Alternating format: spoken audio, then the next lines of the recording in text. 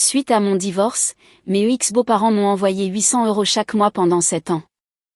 Quand j'ai amené mon enfant pour les remercier, j'ai découvert une vérité qui m'a laissé stupéfaite en ouvrant la porte. Un après-midi de fin février 2015 à Paris, une pluie verglaçante inhabituelle a commencé à tomber. Les gouttes battaient les fenêtres, rendant le parquet de notre appartement loué de la rive gauche glacé. J'étais assise à la table à manger, écoutant le bruit d'une valise à roulettes traîner derrière moi, et j'ai compris que ma famille venait de se fracturer de manière irréparable. Mon nom est Hélène. À l'époque, j'avais 31 ans et je travaillais comme comptable pour une entreprise d'emballage en banlieue. L'homme qui traînait la valise était Julien, mon mari. Pendant ce temps, notre fils Léo, qui avait un peu plus de 5 ans, dormait profondément dans sa petite chambre, ignorant totalement que le lendemain matin, cette maison serait privée d'un parent. Julien et moi nous sommes mariés en 2007 après 3 ans de fréquentation. À l'époque, je ne rêvais pas de posséder un manoir. Je pensais simplement que tant qu'un mari et une femme travaillaient dur, avaient de quoi manger un simple pain de viande et des pommes de terre pour le dîner, et voulaient toujours se regarder à la fin de la journée, c'était suffisant. Julien travaillait dans la vente de matériaux de construction. Dans nos premières années, nos revenus combinés n'étaient pas élevés, mais nous réussissions toujours à mettre un peu de côté. Parfois, à la fin du mois, nous n'avions que 20 €. Mais Julien m'achetait quand même un milkshake à la fraise bon marché au restaurant local et souriait. Nous sommes peut-être fauchés, mais je ne laisserai pas ma femme se passer de quelque chose de sucré, disait-il. Je croyais vraiment avoir épousé le bon homme. Fin 2009, Léo est né. Après 3 mois de congé maternité, je suis retournée au travail. Les journées étaient passées à équilibrer les comptes, les soirées à récupérer notre fils, et les nuits à faire la lessive et à cuisiner. Julien était occupé à rencontrer des clients et rentrait souvent tard. Me sentant mal pour son épuisement, je ne l'ai jamais interrogé. Mais vers le milieu de l'année 2013, il a commencé à changer. Il a acheté de nouveaux vêtements, portait une eau de Cologne différente et posait toujours son téléphone face contre terre sur la table. Une nuit, il est rentré vers minuit. Sa chemise sentait l'alcool mélangé à un parfum sucré inconnu. J'ai demandé, Julien, où rencontrais-tu un client si tard ? Il a retiré ses chaussures sans me regarder. Dans un steakhouse. Pourquoi tu demandes ? J'ai demandé parce que j'avais réchauffé ton dîner 3 fois. Il a froncé les sourcils. Je sors pour travailler, pas pour jouer. Ne reste pas là à penser que tout le monde a un emploi du temps tranquille comme toi. Je me suis tue. Je travaillais aussi un quart de travail complet de 8 heures, suivi du travail non rémunéré et sans nom de la gestion du foyer. Mais à ses yeux, mon travail ne valait rien. Quelque temps plus tard, Julien a mentionné une femme nommée Valérie. Il a dit qu'elle était une agente immobilière qui connaissait des développements fonciers lucratifs en Bourgogne. Si nous mettions un peu d'argent tôt, nous pourrions doubler notre investissement. J'ai demandé si le développement avait les permis appropriés et des titres clairs. Julien a ri moqueusement. Tu es comptable. Tout a besoin d'un tampon rouge pour que tu y crois. Au moment où c'est garanti à 100%, l'opportunité est passée. Cet argent est pour Léo. Si nous voulons investir, nous devons agir. Mari et femme devraient discuter des investissements, ai-je répondu en tapant sur la table. Si je discute de choses avec toi, nous louerons jusqu'à notre vieillesse, a-t-il claqué. Seuls ceux qui ont le courage d'agir font de l'argent. Tu ne sais qu'additionner, soustraire et avoir peur. On dit que si un couple rame ensemble, il peut traverser un océan. Mais si l'un rame et l'autre perce secrètement des trous dans le bateau, la maison coule avant même que l'océan ne soit traversé. Une semaine plus tard, je me suis connectée à notre compte bancaire commun et j'ai vu que 10 000 € avaient été retirés. C'était presque toutes nos économies.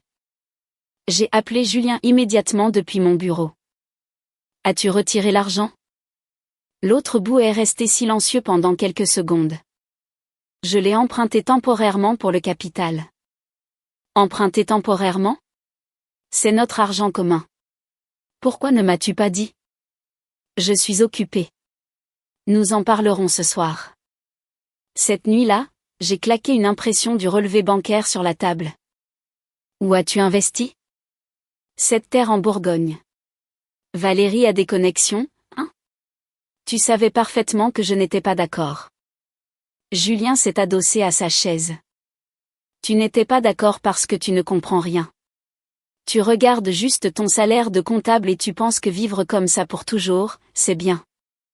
Je ne suis pas contre l'investissement. Je suis contre le fait que tu voles ta propre famille. N'ai-je pas mon mot à dire? Tu l'as. Mais avoir son mot à dire ne te donne pas le droit de me retenir. Julien s'est levé brusquement, sa chaise raclant bruyamment le sol. Ça suffit. Je gagne de l'argent pour ma femme et mon enfant. Arrête de faire comme si j'étais un voleur. Pour la première fois, l'homme en face de moi semblait être un parfait étranger.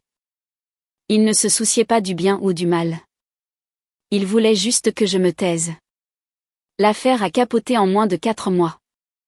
Le terrain était bloqué par des litiges de zonage et le groupe qui avait collecté les fonds a disparu. Julien a presque tout perdu.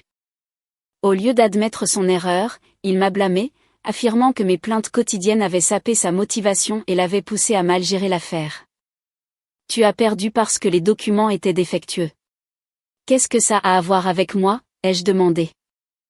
Il a répondu froidement, si tu avais soutenu ton mari, peut-être que j'aurais trouvé une solution.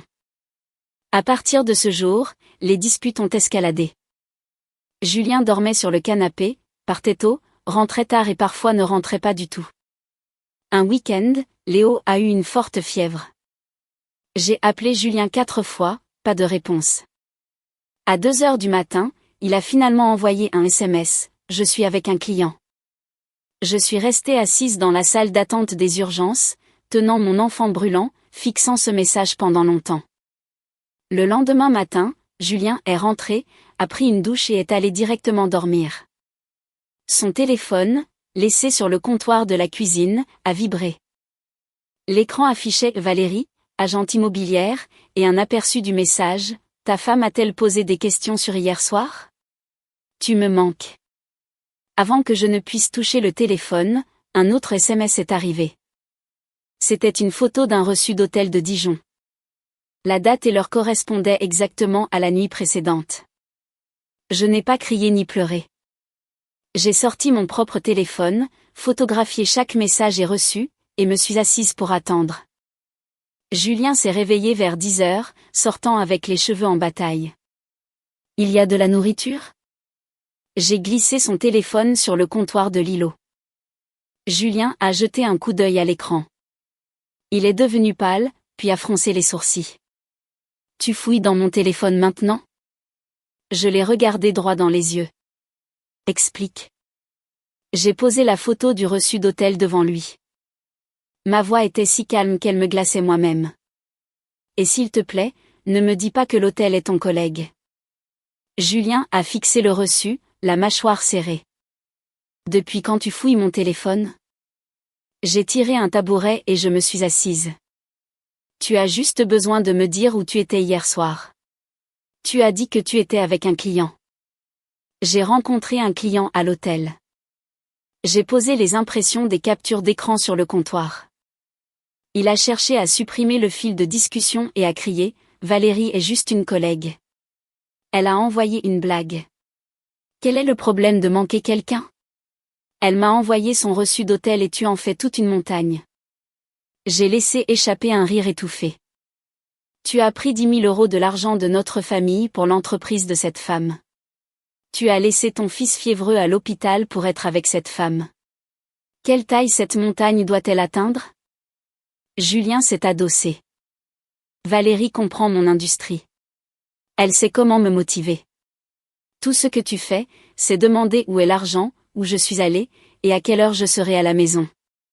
Rentrer à la maison est juste étouffant.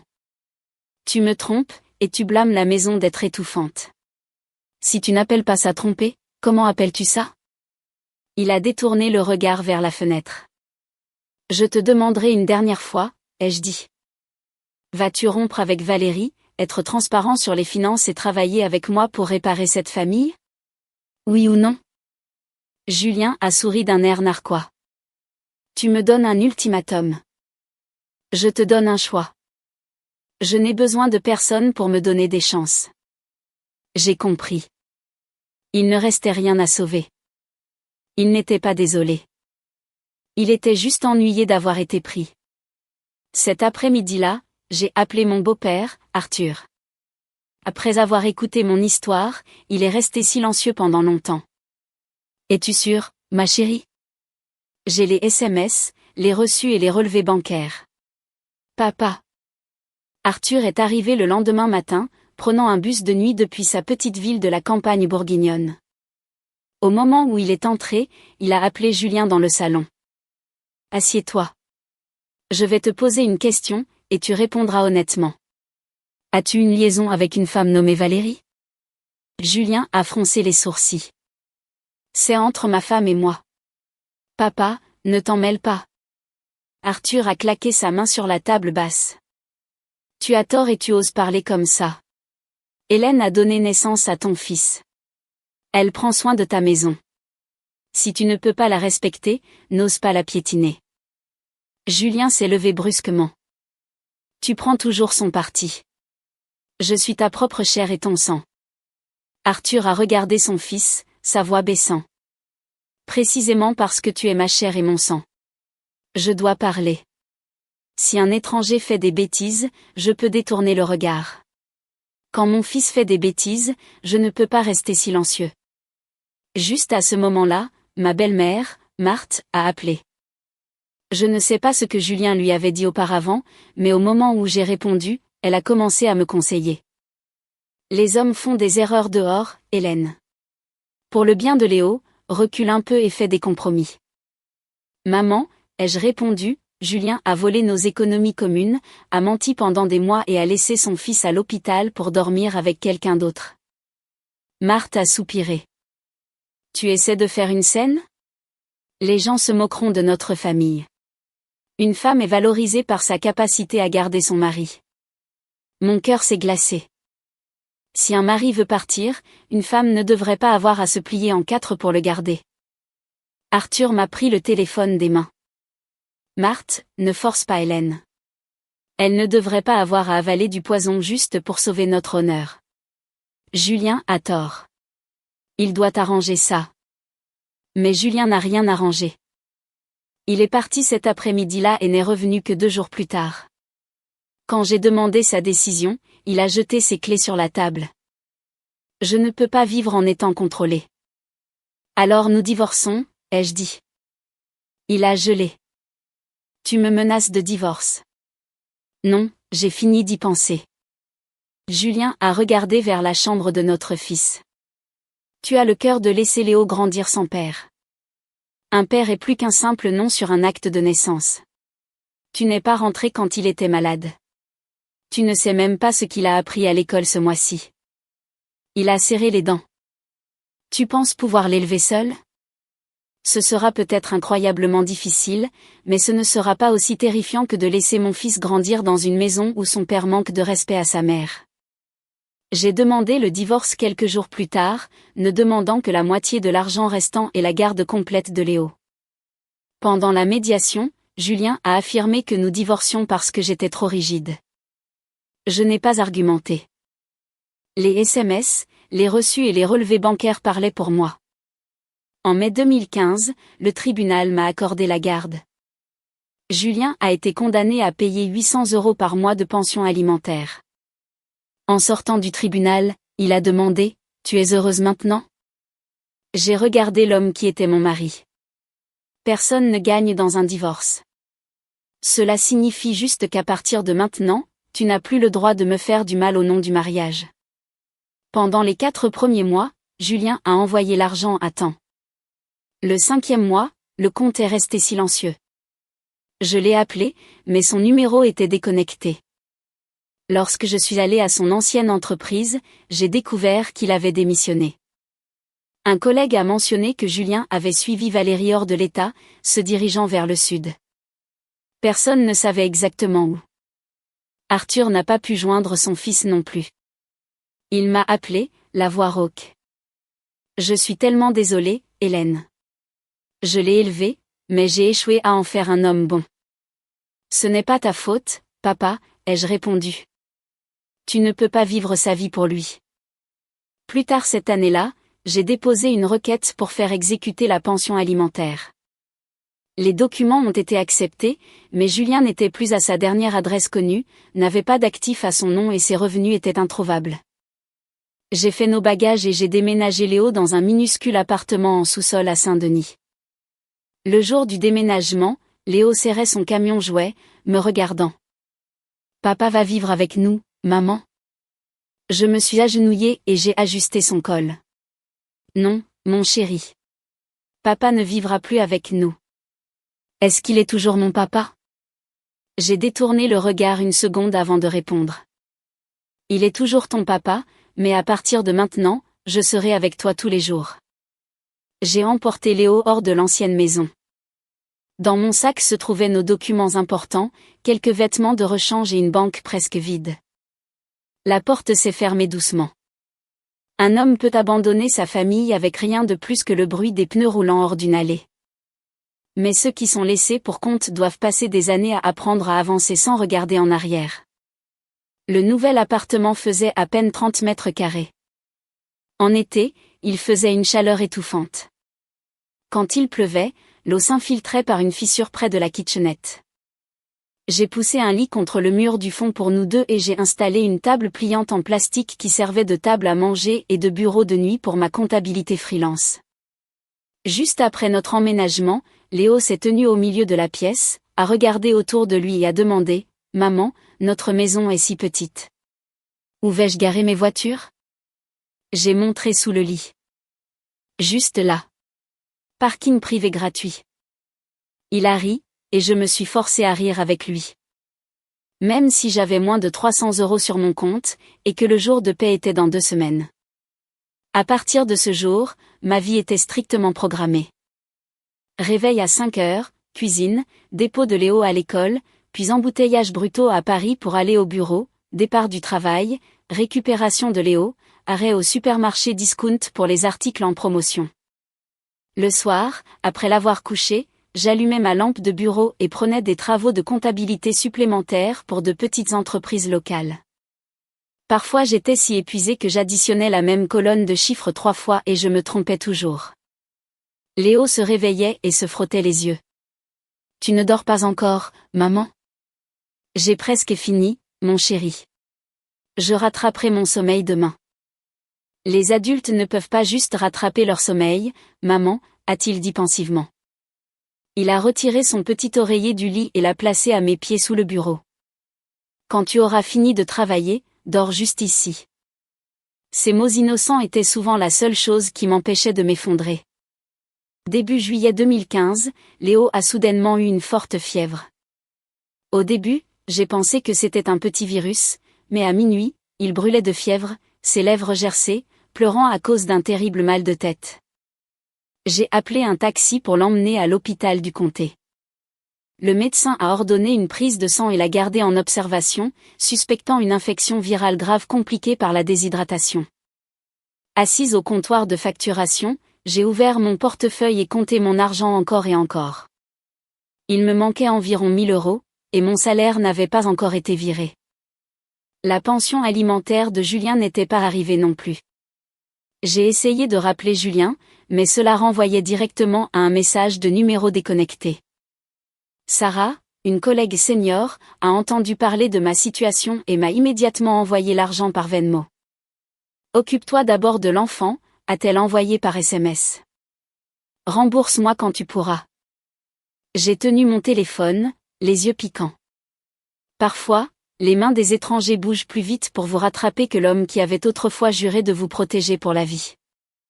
2 jours plus tard, la fièvre de Léo est tombée et nous sommes rentrés à la maison. Je l'ai soigné tout en calculant où je pouvais éventuellement réduire les dépenses pour rembourser Sarah. Le loyer ne pouvait pas être réduit. Les frais de scolarité ne pouvaient pas être en retard. Notre budget épicerie était déjà au plus bas. Cet après-midi-là, mon téléphone a sonné. Dépôt direct reçu. J'ai ouvert mon application bancaire et j'ai vu un dépôt d'exactement 800 €. La ligne de libellé ne contenait que 3 mots, pour mon petit-fils. Je suis restée figée sur le bord du lit. C'était exactement le montant que Julien était censé payer. Ma première pensée a été lui. Peut-être qu'il se sentait coupable. A payé le soutien mais ne voulait pas parler. J'ai essayé son ancien numéro à nouveau, toujours mort. J'ai envoyé des messages à ses comptes de médias sociaux, mais ils sont restés non lus. J'ai même appelé 2 gars avec qui il travaillait. L'un ne l'avait pas vu depuis des mois. L'autre a entendu une rumeur selon laquelle Julien avait suivi une équipe immobilière en Floride et avait changé de nom. Je n'ai pas touché l'argent cette nuit-là. Le lendemain matin, j'ai profité de ma pause déjeuner pour aller à la banque. La caissière a vérifié le système et a dit « Ceci est un dépôt en espèces effectué dans une agence. » Le mémo est exactement ce que vous voyez. Pouvez-vous me dire qui l'a déposé ? Je crains que quelqu'un l'ait transféré sur le mauvais compte, a-t-elle secoué la tête. Je ne peux pas divulguer les informations du déposant en raison des politiques de confidentialité. S'il s'agit d'une erreur, la banque de l'expéditeur émettra une demande de révocation formelle. Alors, que dois-je faire ? Laissez les fonds intacts pendant un certain temps et voyez si quelqu'un vous contacte pour les réclamer. J'ai fait exactement cela. 3 semaines se sont écoulées. Personne n'a appelé. L'argent est resté intact. Le 5 du mois suivant, mon téléphone a sonné à nouveau. Un autre dépôt de 800 €. Le même mémo, pour mon petit-fils. J'ai fixé l'écran jusqu'à ce que ma vision se trouble. On peut accidentellement envoyer de l'argent sur le mauvais compte une fois, mais personne n'envoie accidentellement le même montant exact avec le même mémo 2 mois de suite. Cette nuit-là, j'ai contacté un parent éloigné de la famille de Julien, demandant simplement si Julien avait envoyé de l'argent. Ils ont répondu que personne ne l'avait vu ni entendu parler de lui depuis près d'1 an. En septembre, le 3e virement est arrivé à la même date exacte. Parallèlement, Léo a dû retourner à un rendez-vous de suivi. Le médecin a prescrit un nouveau médicament et a conseillé de le garder à la maison pendant quelques jours. J'ai regardé le reçu de pharmacie. Puis mon solde de compte. Je n'avais pas d'autre choix. Avant de retirer l'argent, j'ai déterré un vieux carnet vert foncé. J'ai écrit la date clairement sur la première page. Je me suis fait une promesse. Quel que soit l'expéditeur, cet argent n'est pas le mien. Je ne peux l'utiliser que pour Léo, et je dois suivre chaque centime. Ce jour-là, j'ai payé les frais médicaux, acheté les médicaments et couvert sa garde après l'école. Je n'ai pas acheté le manteau d'hiver dont j'avais désespérément besoin, ni remplacé mes chaussures de travail, usées jusqu'à la semelle. J'étais terrifiée qu'un jour l'expéditeur apparaisse, et je devais le regarder dans les yeux et prouver que j'avais honoré sa gentillesse. Cette nuit-là, après que Léo ait pris ses médicaments et se soit endormi, je me suis assise sous la lampe de bureau jaune et j'ai ouvert le carnet vert. La première ligne indiquait « Septembre 2015 ». Visite chez le médecin de Léo et médicaments. J'ai posé le stylo et j'ai fixé les mots « pour mon petit-fils » sur l'écran de mon téléphone. Cet argent est arrivé juste au moment où mon fils et moi étions dans une impasse. Il nous a sauvés. Pourtant, il me terrifiait parce que la chose la plus déconcertante au monde n'est pas de n'avoir personne pour vous aider. C'est d'être discrètement sauvé par quelqu'un dans l'ombre et de ne pas savoir qui il est. Après la 3e fois, les 800 € ont continué d'arriver comme une horloge le 5 de chaque mois. J'ai arrêté de courir à la banque pour poser des questions, et j'ai arrêté de chercher Julien. J'ai réalisé que si l'expéditeur voulait être connu, il aurait laissé un nom. Tout ce que je pouvais faire était de garder l'argent propre et de l'utiliser strictement pour son objectif. Le carnet vert s'est lentement rempli. Il suivait les fournitures scolaires de Léo, les bottes d'hiver, une nouvelle paire de lunettes lorsque sa vision s'est troublée, et finalement ses appareils dentaires. Chaque dépense avait une date, un numéro de reçu et une note claire. Je n'ai jamais utilisé un centime pour moi-même. Même lorsque la gadoue hivernale a ruiné mes chaussures, et que j'ai dû recoller les semelles à la superglue, je n'y ai pas touché. Sarah a vu mes chaussures une fois et a gémi de frustration. Achète juste de nouvelles bottes, Hélène. Celui qui envoie cet argent en envoie beaucoup, n'est-ce pas? J'ai secoué la tête. Cet argent est pour Léo. Point final. Tu es sa mère. Si tu tombes malade et ne peux pas marcher, Comment vas-tu t'occuper de lui? Je peux encore marcher. Je ne vole pas mon enfant. Sarah a mis ses mains sur ses hanches. Tu es beaucoup trop principielle. Attention. Quand ton fils se mariera, tu lui remettras probablement une facture pour chaque bol de céréales qu'il aura mangé. J'ai ri. Des blagues comme ça m'aidaient à alléger la dette invisible que je sentais porter. Fin 2016, l'entreprise d'emballage a réduit ses effectifs. J'ai été licenciée et au chômage pendant 3 mois. Mes indemnités n'étaient pas suffisantes pour couvrir le loyer, les charges et l'épicerie. J'ai cherché désespérément plus de travaux de comptabilité freelance, mais les revenus étaient sporadiques. J'ai sérieusement envisagé de déménager Léo dans un district scolaire moins cher et de moindre qualité. Une nuit, Léo scotchait ses cahiers déchirés. Il m'a regardé. Si nous changeons d'école, Mademoiselle Dubois sera-t-elle toujours là, maman? Toby sera-t-il là? Non, mon chéri. Léo est devenu silencieux, lissant les bords de son cahier. Si tu manques d'argent, ce n'est pas grave si nous déménageons, maman. Il n'avait que 7 ans, mais il savait déjà lire mon visage et réprimer ses propres désirs pour alléger mon fardeau. Cela m'a brisé le cœur. Le lendemain matin, j'ai ouvert le carnet vert et j'ai calculé les fonds anonymes restants. J'ai gardé Léo dans son école et je me suis promis de trouver un emploi avant la fin du mois. L'argent sans nom m'a permis de tenir cette promesse. 3 semaines plus tard, j'ai été embauchée dans une nouvelle entreprise avec un meilleur salaire.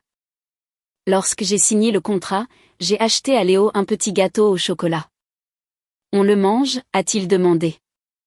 Tu as eu le poste, maman? Oui. Bien. Maintenant tu ne fronceras plus autant les sourcils quand tu regarderas l'argent. J'ai gelé. Les enfants voient vraiment beaucoup plus que les adultes ne le réalisent. Quand Léo avait 8 ans, je l'ai emmené à un lac voisin pour un pique-nique estival. Il a glissé d'un ponton dans l'eau profonde. Heureusement, un adolescent à proximité l'a sorti instantanément. Il n'a que égratigné son genou, mais je n'ai pas pu dormir pendant des nuits après. Je l'ai immédiatement inscrit à des cours de natation. Il a regardé la brochure et a demandé « C'est cher, maman ?» Pas aussi cher que de tomber à l'eau sans savoir nager. Lors de sa première leçon, Léo s'est accroché au bord de la piscine, refusant de lâcher prise. L'instructeur a essayé de l'amadouer. En vain. Je me suis tenue au bord de la piscine et j'ai dit « Vas-y doucement. Maman est juste ici. » Léo m'a regardé. Ne pars pas. Je ne partirai pas. Je ne vais nulle part. C'était une phrase simple, mais je m'en suis souvenue pendant des années. Peut-être parce que dans la vie de ce petit garçon, j'étais la seule personne qui avait promis de ne pas partir et qui était restée. Le temps a passé vite. Léo a grandi. Le garçon qui dormait en serrant un camion jouet a appris à plier son propre linge, à m'aider à couper les légumes et à glisser nonchalamment les meilleurs morceaux de viande de son assiette dans la mienne. L'argent continuait d'arriver. Jamais un jour plus tôt, jamais un après-midi plus tard. Les mois où Léo n'était pas malade et où les frais de scolarité étaient payés, je laissais l'argent intact sur le compte. Quand il avait besoin d'une calculatrice graphique, d'argent pour une excursion ou d'un vélo plus grand, je le retirais. Quand il avait 10 ans, Léo est tombé accidentellement sur le carnet vert dans mon tiroir. Il a feuilleté les pages et a demandé « Maman, l'argent de qui écris-tu ici ? » C'est de quelqu'un qui l'envoie pour toi. C'est de papa ? Je n'ai pas voulu mentir. Je ne sais pas. Alors pourquoi cette personne m'a-t-elle donné autant depuis que je suis petit ? Il l'envoie tous les mois. Léo s'est assis à côté de moi, les yeux pleins de questions. Tu penses qu'ils me connaissent, maman ? Je pense que oui. Si nous les rencontrons un jour, tu devras dire merci. J'ai caressé ses cheveux. Je le ferai, mais d'abord tu dois vivre une vie bonne et honnête. C'est la meilleure façon de dire merci. Un après-midi, en triant de vieux documents fiscaux, j'ai trouvé un bordereau de routage bancaire avec l'écriture d'Arthur au dos. Quand Léo était nouveau-né, Arthur avait occasionnellement déposé de petits cadeaux en espèces sur ce compte parce qu'il ne voulait pas que Marthe en fasse tout un plat. Je suis restée longtemps avec ce morceau de papier. Une pensée a traversé mon esprit. Serait-ce Arthur? Mais je l'ai vite écarté. Il était à la retraite, vivait dans la campagne bourguignonne, dépendant d'une pension fixe pour ses propres médicaments et son épicerie. 800 € par mois était un montant énorme. Personne ne pouvait soutenir cela pendant des années sans paralyser ses propres moyens de subsistance. Fin 2019, j'ai appris par le bouche à oreille que mon ex-belle-mère, Marthe, était décédée après une grave maladie. J'ai tenu mon téléphone, l'intention d'appeler la maison de la campagne, mais j'ai finalement raccroché. Je ne détestais pas Marthe au point de lui souhaiter du mal, mais j'étais terrifiée d'y retourner. J'étais terrifiée par les questions apitoyées et d'entendre le nom de Julien à nouveau juste quand j'avais enfin cessé de tressaillir au son de celui-ci. J'ai envoyé un arrangement floral anonyme au salon funéraire. Je me suis dit que c'était suffisant, mais au fond de moi, je savais que j'évitais ça, non pas parce que j'avais lâché prise, mais parce que ça faisait encore trop mal. À l'été 2022, Léo avait 12 ans, presque aussi grand que mon épaule. C'était le 5 du mois. La notification de dépôt familière est apparue sur mon téléphone. J'ai ouvert le carnet vert. J'ai compté les entrées. 84 mois. Un total de 67 200 €. J'ai fixé le chiffre sans ressentir de soulagement. 7 ans, c'est un temps incroyablement long pour que quelqu'un prenne silencieusement soin d'un enfant alors que son propre père biologique n'avait pas appelé une seule fois. Le mois suivant, le 6, je suis allée travailler comme d'habitude. La matinée s'est passée sans notification. L'après-midi, le compte était toujours silencieux. Je me suis dit que l'expéditeur était juste occupé ou que la banque retardait le virement ACH. J'ai attendu. L'argent n'est pas arrivé. Léo m'a regardé vérifier mon application bancaire à plusieurs reprises. Son visage s'est affaissé. Tu attends l'argent, maman? Oui. J'ai hoché la tête. Il n'a jamais été en retard en 7 ans. Il a fixé l'écran noir de mon téléphone, l'air sincèrement inquiet. Maman, tu penses qu'il leur est arrivé quelque chose? L'après-midi suivant, je révisais un grand livre de comptes débiteurs lorsque mon téléphone a sonné. Un numéro inconnu avec un indicatif régional de la campagne bourguignonne. Je suis allée dans le couloir pour répondre. Bonjour, est-ce Hélène? Oui. Bonjour, je suis Jessica de la Banque communale de Chêneville. J'appelle pour vérifier un numéro de compte avec vous. Je me suis redressée. Est-ce concernant un virement normalement effectué le 5? La femme a hésité. Oui, en fait, le monsieur qui dépose habituellement l'argent tous les mois est très malade et n'a pas pu venir lui-même. Il a demandé à son voisin de déposer l'argent, mais le voisin a écrit un chiffre incorrectement sur le bordereau de dépôt, donc le virement a été rejeté. J'ai serré le téléphone. Pouvez-vous me dire qui est ce monsieur? Je ne peux vraiment pas divulguer les informations des clients. J'ai juste besoin que vous me lisiez votre numéro de compte pour que je puisse corriger le bordereau. J'ai lentement lu les chiffres à voix haute. Jessica les a répétés attentivement, puis a soupiré de soulagement. D'accord, ça correspond. Monsieur Arthur était si catégorique pour que je l'envoie à son petit-fils à temps. Il a été si faible ces derniers jours, je n'ai pas entendu le reste de sa phrase. Le nom Arthur m'a frappé comme un rocher tombant dans un lac qui avait été calme pendant 7 ans. J'ai saisi la rampe d'escalier. Vous venez de dire qui c'était? L'expéditeur? Est-ce Arthur? La ligne est restée silencieuse. J'ai demandé à nouveau, ma voix tremblante. Est-ce Arthur de Chêneville? Jessica a poussé un léger soupir. Oui, c'est Arthur. Mais s'il vous plaît, ne me mettez pas en difficulté. Il ne voulait surtout pas que son nom y soit attaché car il craignait que vous n'acceptiez pas l'argent si vous saviez. J'ai fermé les yeux très fort. Mon ex-beau-père. L'expéditeur anonyme de 800 € par mois pendant 7 ans était mon ex-beau-père. J'ai demandé à Jessica, depuis quand Arthur a-t-il commencé à envoyer ça? Depuis environ la mi-2015. Tous les mois, il vient ici avec son vieux vélo. Pluie ou soleil, une fois il a eu une grave crise de goutte et a dû utiliser une canne pour atteindre le comptoir, mais il a quand même insisté pour que ça soit envoyé à temps. J'ai mordu mes lèvres si fort que ça faisait mal. Savez-vous pourquoi il ne m'a jamais appelé? Il a dit que son ancienne belle-fille avait beaucoup de fierté. Si elle savait que l'argent venait de la famille de son ex-mari, elle refuserait d'y toucher. Il voulait juste aider son petit-fils sans s'immiscer dans vos vies. J'ai fixé la fenêtre du bureau. Le soleil de juillet était brûlant, mais mes mains étaient glacées. Lorsque j'ai été présentée pour la première fois à la famille de Julien il y a des années, Marthe avait regardé mes vêtements simples et avait demandé avec insistance, « Que font exactement vos parents dans la vie ?» Avant que je ne puisse répondre, Arthur avait placé le meilleur morceau de rôti de bœuf dans mon assiette. La jeune fille vient de faire un long voyage. Marthe, laisse-la manger. Les interrogatoires peuvent attendre. Après ce dîner, Arthur m'a emmené dans le jardin, a montré un vieux chêne et a dit, « Une fois que tu fais partie de cette famille, si tu as des problèmes, viens me le dire. Ne garde pas les choses pour toi ou ça te rendra malade. » Dans les années qui ont suivi, chaque fois que Julien élevait la voix contre moi, c'était Arthur qui tirait son fils sur le porche pour le remettre à sa place. Quand j'étais enceinte de Léo, Arthur a ordonné à Julien de me conduire à chaque rendez-vous chez le gynécologue, lui disant, « Une femme et un enfant ne sont pas des ornements de pelouse que l'on ignore jusqu'à ce qu'on ait envie de les arroser. » Un homme discret comme Arthur n'utilisait jamais un langage fleuri. S'il vous aimait, il vous donnait le meilleur morceau de viande, réparait votre porte cassée ou glissait discrètement un billet de 20 € dans la poche de son petit-fils.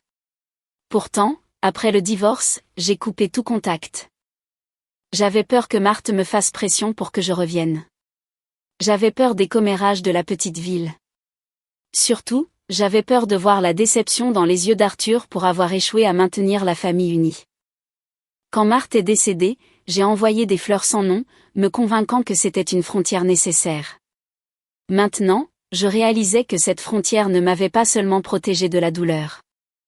Elle avait forcé un homme qui me traitait comme sa propre fille à rester silencieusement à l'extérieur de nos vies pendant 7 ans. J'ai demandé à Jessica, « Qu'est-ce qui ne va pas avec Arthur?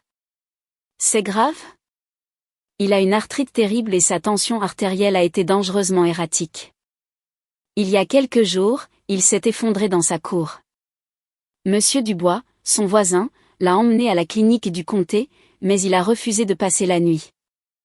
Il vit seul maintenant depuis le décès de sa femme. Monsieur Dubois le surveille, mais Arthur est incroyablement économe. Il mange à peine. J'ai dû m'asseoir sur les marches de l'escalier. Avez-vous le numéro de Monsieur Dubois? Oui. Je vous l'enverrai par SMS. Vous devriez l'appeler. Honnêtement, ces derniers jours, des étrangers de l'extérieur de la ville sont venus fouiner en demandant à acheter les terres boisées d'Arthur et les champs derrière sa maison. Ça me rend nerveuse. J'ai froncé les sourcils. Arthur a-t-il dit qu'il vendait? Il a dit absolument pas. Mais un homme nommé Julien est venu à la banque demander l'adresse d'Arthur, affirmant qu'il avait déjà payé un acompte à un membre de la famille. Je l'ai seulement entendu par le bouche-oreille. Je ne sais pas à quoi ressemblent les documents. Mon estomac s'est noué. Un acompte à qui? J'ai remercié Jessica, j'ai raccroché et j'ai immédiatement appelé Monsieur Dubois. L'homme plus âgé a hésité un instant avant de reconnaître ma voix. Hélène. Waouh, ça fait longtemps. Oui, Monsieur Dubois. Je voulais savoir comment va Arthur. Monsieur Dubois a soupiré. Il est frêle mais têtu comme une mule. Il s'est évanoui dans le jardin hier. Je l'ai conduit à la clinique. Le docteur voulait le garder en observation et il a fait une crise, disant qu'il devait rentrer chez lui pour nourrir les chats errants de la grange. Pourriez-vous peut-être venir le voir? Je suis inquiet. Je vais y aller tout de suite. Je suis resté près de la fenêtre à attendre. 20 minutes plus tard, Monsieur Dubois a rappelé. Sa voix était chuchotée. Le portail était décroché. La porte d'entrée était entr'ouverte. Il est au lit. Il m'a fallu quelques cris pour le réveiller. A-t-il de la fièvre?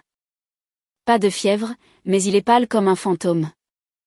Il n'a pas mangé de repas correct depuis des jours. Je lui réchauffe une soupe en conserve maintenant. J'ai serré mon téléphone. Je viens demain matin. Monsieur Dubois a marqué une pause, puis a dit, si vous pouvez venir, s'il vous plaît, faites-le. Des étrangers ont fouiné autour de sa propriété cette semaine. Ils affirment avoir les titres, mais Arthur jure qu'il n'a pas vendu. Quelque chose ne va pas ici.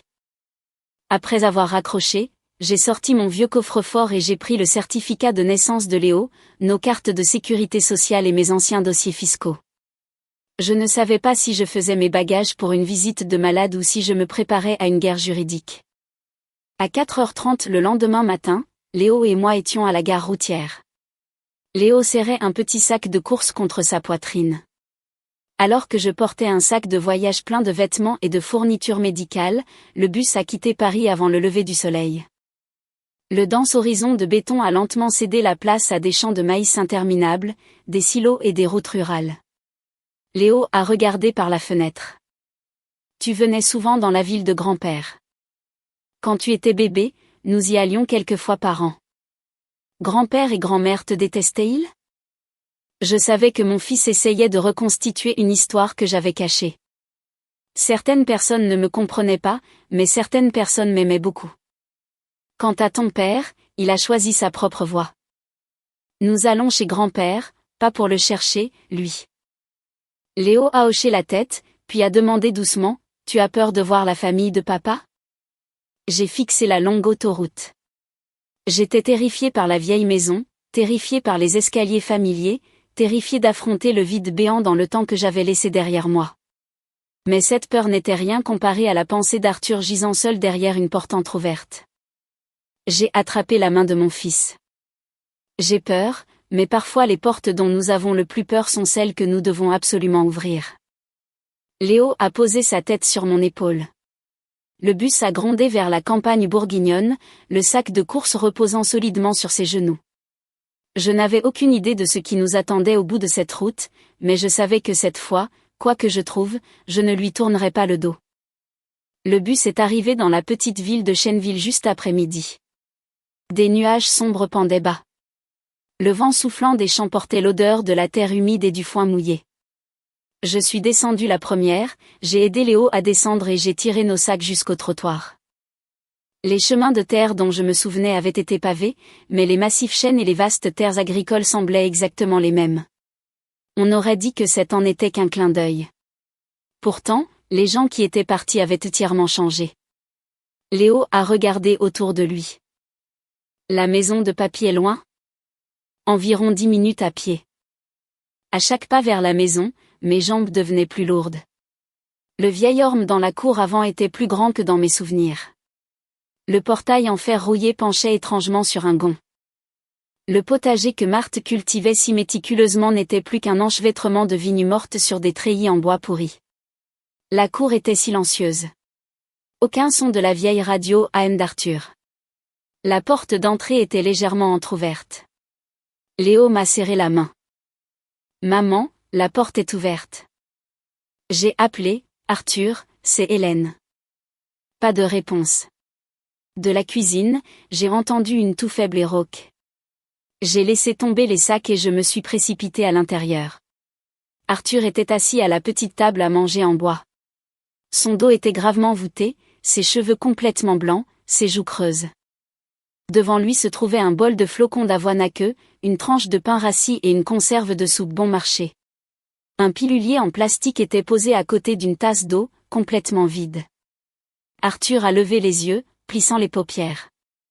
Quelques secondes plus tard, la main tenant sa cuillère a commencé à trembler. « Hélène, c'est toi. » La cuillère a tinté sur le sol. Je suis tombée à genoux à côté de sa chaise, saisissant ses mains burinées et ridées. « Papa, je suis revenu. » Il a faiblement essayé de me relever. « Pourquoi es-tu par terre ? Il fait froid. Le voyage a-t-il été épuisant ? Où est Léo ? Il n'a pas demandé pourquoi j'avais disparu pendant 7 ans. Sa première pensée était toujours de savoir si nous étions fatigués. Léo est sorti de derrière moi, serrant son sac de course. « Salut, papy. » Arthur s'est complètement tourné. Ses lèvres ont bougé, mais aucun son n'est sorti. Léo s'est avancé et a sorti une épaisse écharpe d'hiver à carreaux marron. Je t'ai acheté ça, papy. Et c'est là. Arthur a baissé la tête pour que son petit-fils puisse enrouler l'écharpe autour de son cou. Léo a maladroitement ajusté les extrémités pour les rendre égales. Arthur a touché le tissu, puis a soudainement tiré Léo dans une étreinte serrée. Tu es si grand. La dernière fois que je t'ai porté, tu tenais dans mon bras. Les yeux de Léo se sont remplis de larmes, mais il a forcé un sourire. Si j'essayais de te porter maintenant, je parie que je ne pourrais pas. Arthur a laissé échapper un rire rauque, qui a rapidement dégénéré en une violente quinte de toux. J'ai regardé le repas pathétique sur la table. Depuis combien de temps manges-tu comme ça? Étais-tu juste trop fatigué pour cuisiner aujourd'hui? C'est juste temporaire, ma chérie. La nourriture, c'est la nourriture.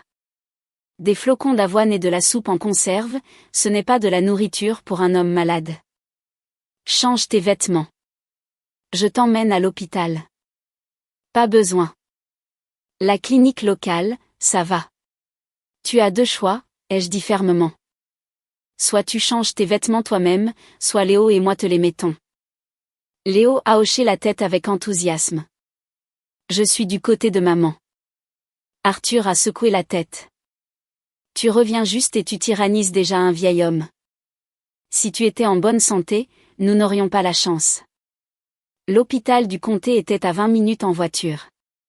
Après l'avoir examiné, le médecin nous a dit que la tension artérielle d'Arthur était dangereusement élevée. Son arthrite du genou était sévère et il était cliniquement malnutri. Il ne prenait pas ses médicaments régulièrement, parfois sautant des doses entièrement pour économiser de l'argent. Le médecin m'a regardé sévèrement, sa famille doit gérer son régime alimentaire et ses médicaments. S'il continue à vivre seul comme ça, un accident vasculaire cérébral est imminent. J'ai regardé Arthur. Il était assis silencieusement sur la table d'examen, les mains sur les genoux comme un écolier réprimandé. Sur le chemin du retour, je me suis arrêté à l'épicerie et j'ai rempli le caddie de viande fraîche, de poisson, d'œufs et de légumes. Arthur m'a attrapé le bras. Achète juste un peu. Tu ne vas pas tout finir. C'est du gaspillage. Ne t'inquiète pas, papa. Je cuisine ce soir. Monsieur Dubois nous rejoint aussi. Monsieur Dubois, qui nous avait conduits, a rigolé. Tu parles que oui. Ça fait longtemps que personne n'a cuisiné un vrai repas dans cette maison. Cette nuit-là, après un copieux dîner, j'ai posé le nouveau tensiomètre que j'avais acheté sur la table et j'ai regardé Arthur droit dans les yeux. Où as-tu trouvé les 800 € chaque mois à envoyer à Léo? Arthur est resté silencieux. Ma pension est d'environ 1200 €. Je loue les champs de maïs à un agriculteur local pour 500 € de plus. Alors, tu as envoyé 800 €.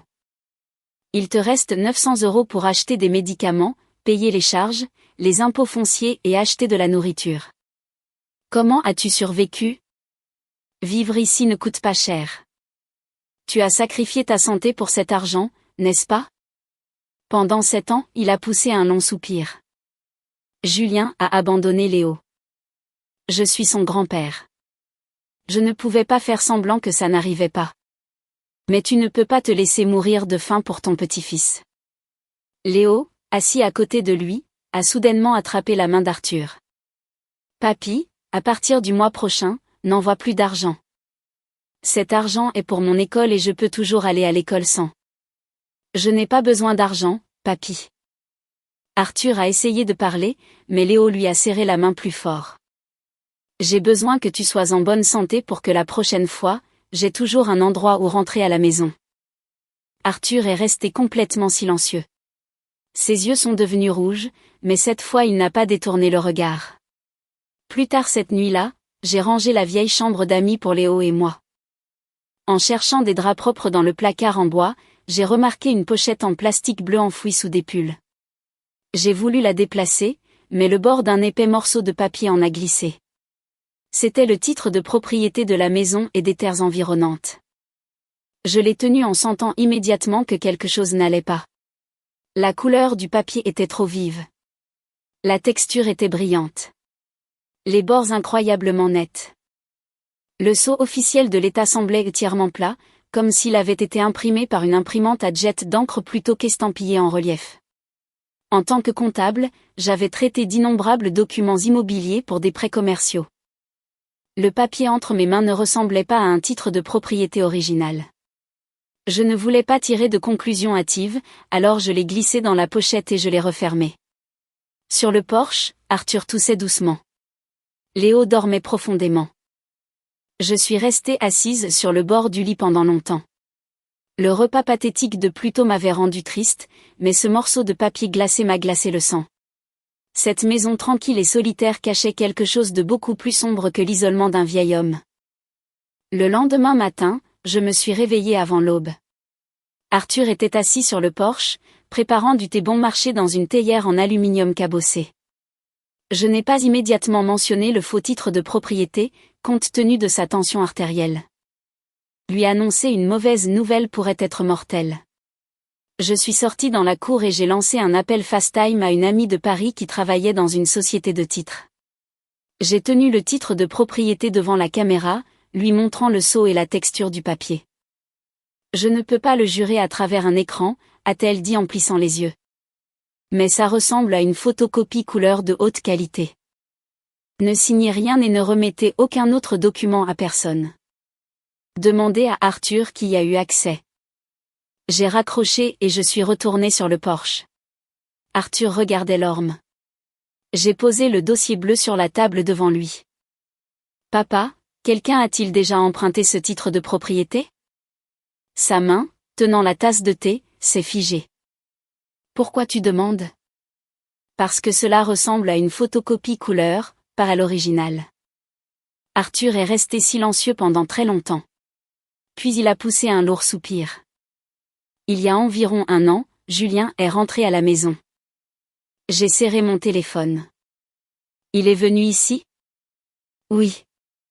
Il a dit qu'il avait besoin de faire une copie du titre de propriété pour prouver les actifs familiaux pour un prêt commercial. Juste une copie rapide. Alors, je lui ai donné l'original et ensuite quoi? Il est resté la nuit. Le lendemain matin, il a laissé le dossier bleu sur le comptoir de la cuisine et est parti en voiture. J'ai vu que les papiers étaient à l'intérieur, alors je l'ai juste mis dans l'armoire. Il a baissé les yeux. Mes yeux sont mauvais, Hélène. De plus, je le considérais toujours comme mon fils. C'était une phrase discrète, mais elle portait le prix dévastateur d'une confiance mal placée. Julien a-t-il appelé après ça? Environ 2 mois plus tard, il a appelé et m'a demandé si je voulais vendre les terres boisées et les champs à l'arrière. Je lui ai dit absolument pas. Il a dit que je devrais les vendre pour réparer la maison.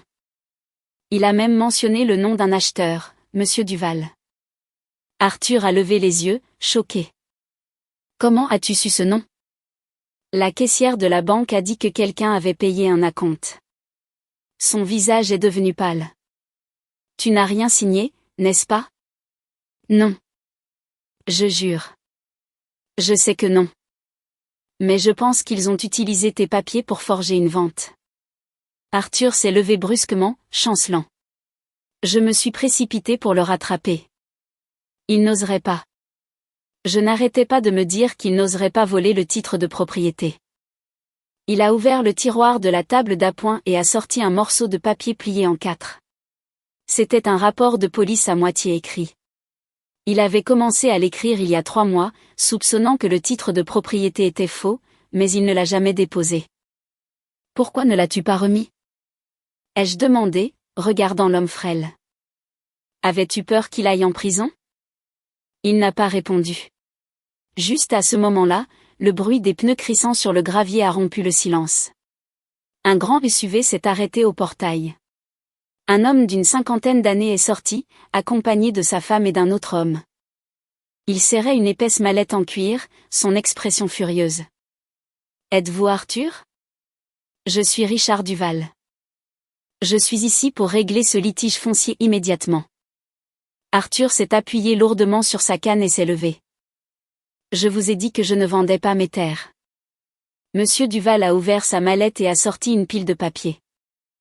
Mais votre fils a déjà pris mon argent.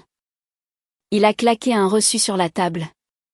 Il montrait un acompte de 25 000 € signé par Julien, accompagné d'un document de procuration. La procuration accordait explicitement à Julien l'autorité de subdiviser et de vendre le terrain derrière la maison pour 180 000 €. Les mains d'Arthur ont tremblé violemment alors qu'il tenait la procuration. « Je n'ai jamais signé ça. » Monsieur Duval a tapé le papier avec colère. « Il y a votre signature. Il y a un cachet de notaire. Votre fils a même remis le titre de propriété original. Maintenant vous êtes là à me dire que vous ne l'avez pas signé. Qui suis-je censé croire ?» La femme de Monsieur Duval a doucement touché son bras. « Richard, calme-toi. L'homme a l'air malade. » Monsieur Duval a baissé la voix, mais elle est restée perçante. « Je ne veux pas harceler un homme âgé, mais l'argent que j'ai viré était réel. Si votre famille a changé d'avis parce que la valeur des terres a augmenté, admettez-le simplement et rendez-moi mon argent. J'ai pris la procuration et j'ai vérifié la date. C'était exactement l'époque où Arthur avait été hospitalisé pour son pic de tension artérielle l'année dernière. Le numéro d'identité indiqué sur le formulaire était celui de son permis de conduire expiré. La signature ressemblait à celle d'Arthur, mais elle était raide, parfaitement tracée sans variation naturelle. « Monsieur Duval, je suis intervenu. Je ne peux pas prouver pour l'instant qui ment. Si ce document est juridiquement contraignant, notre famille en subira les conséquences. Mais si ce document est falsifié, alors vous êtes victime de fraude, tout comme Arthur. » Monsieur Duval m'a regardé avec colère. « Qui diable êtes-vous ? » « Je suis l'ancienne belle-fille d'Arthur », il a plissé les yeux.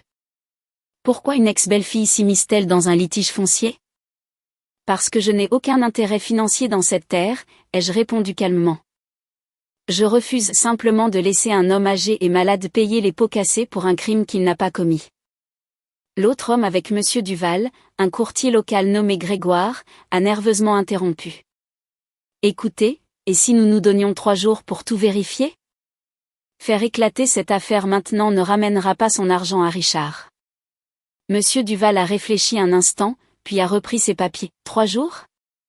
Si je n'ai pas de réponse claire d'ici là, je vais directement voir le shérif. » « D'accord. » J'ai hoché la tête.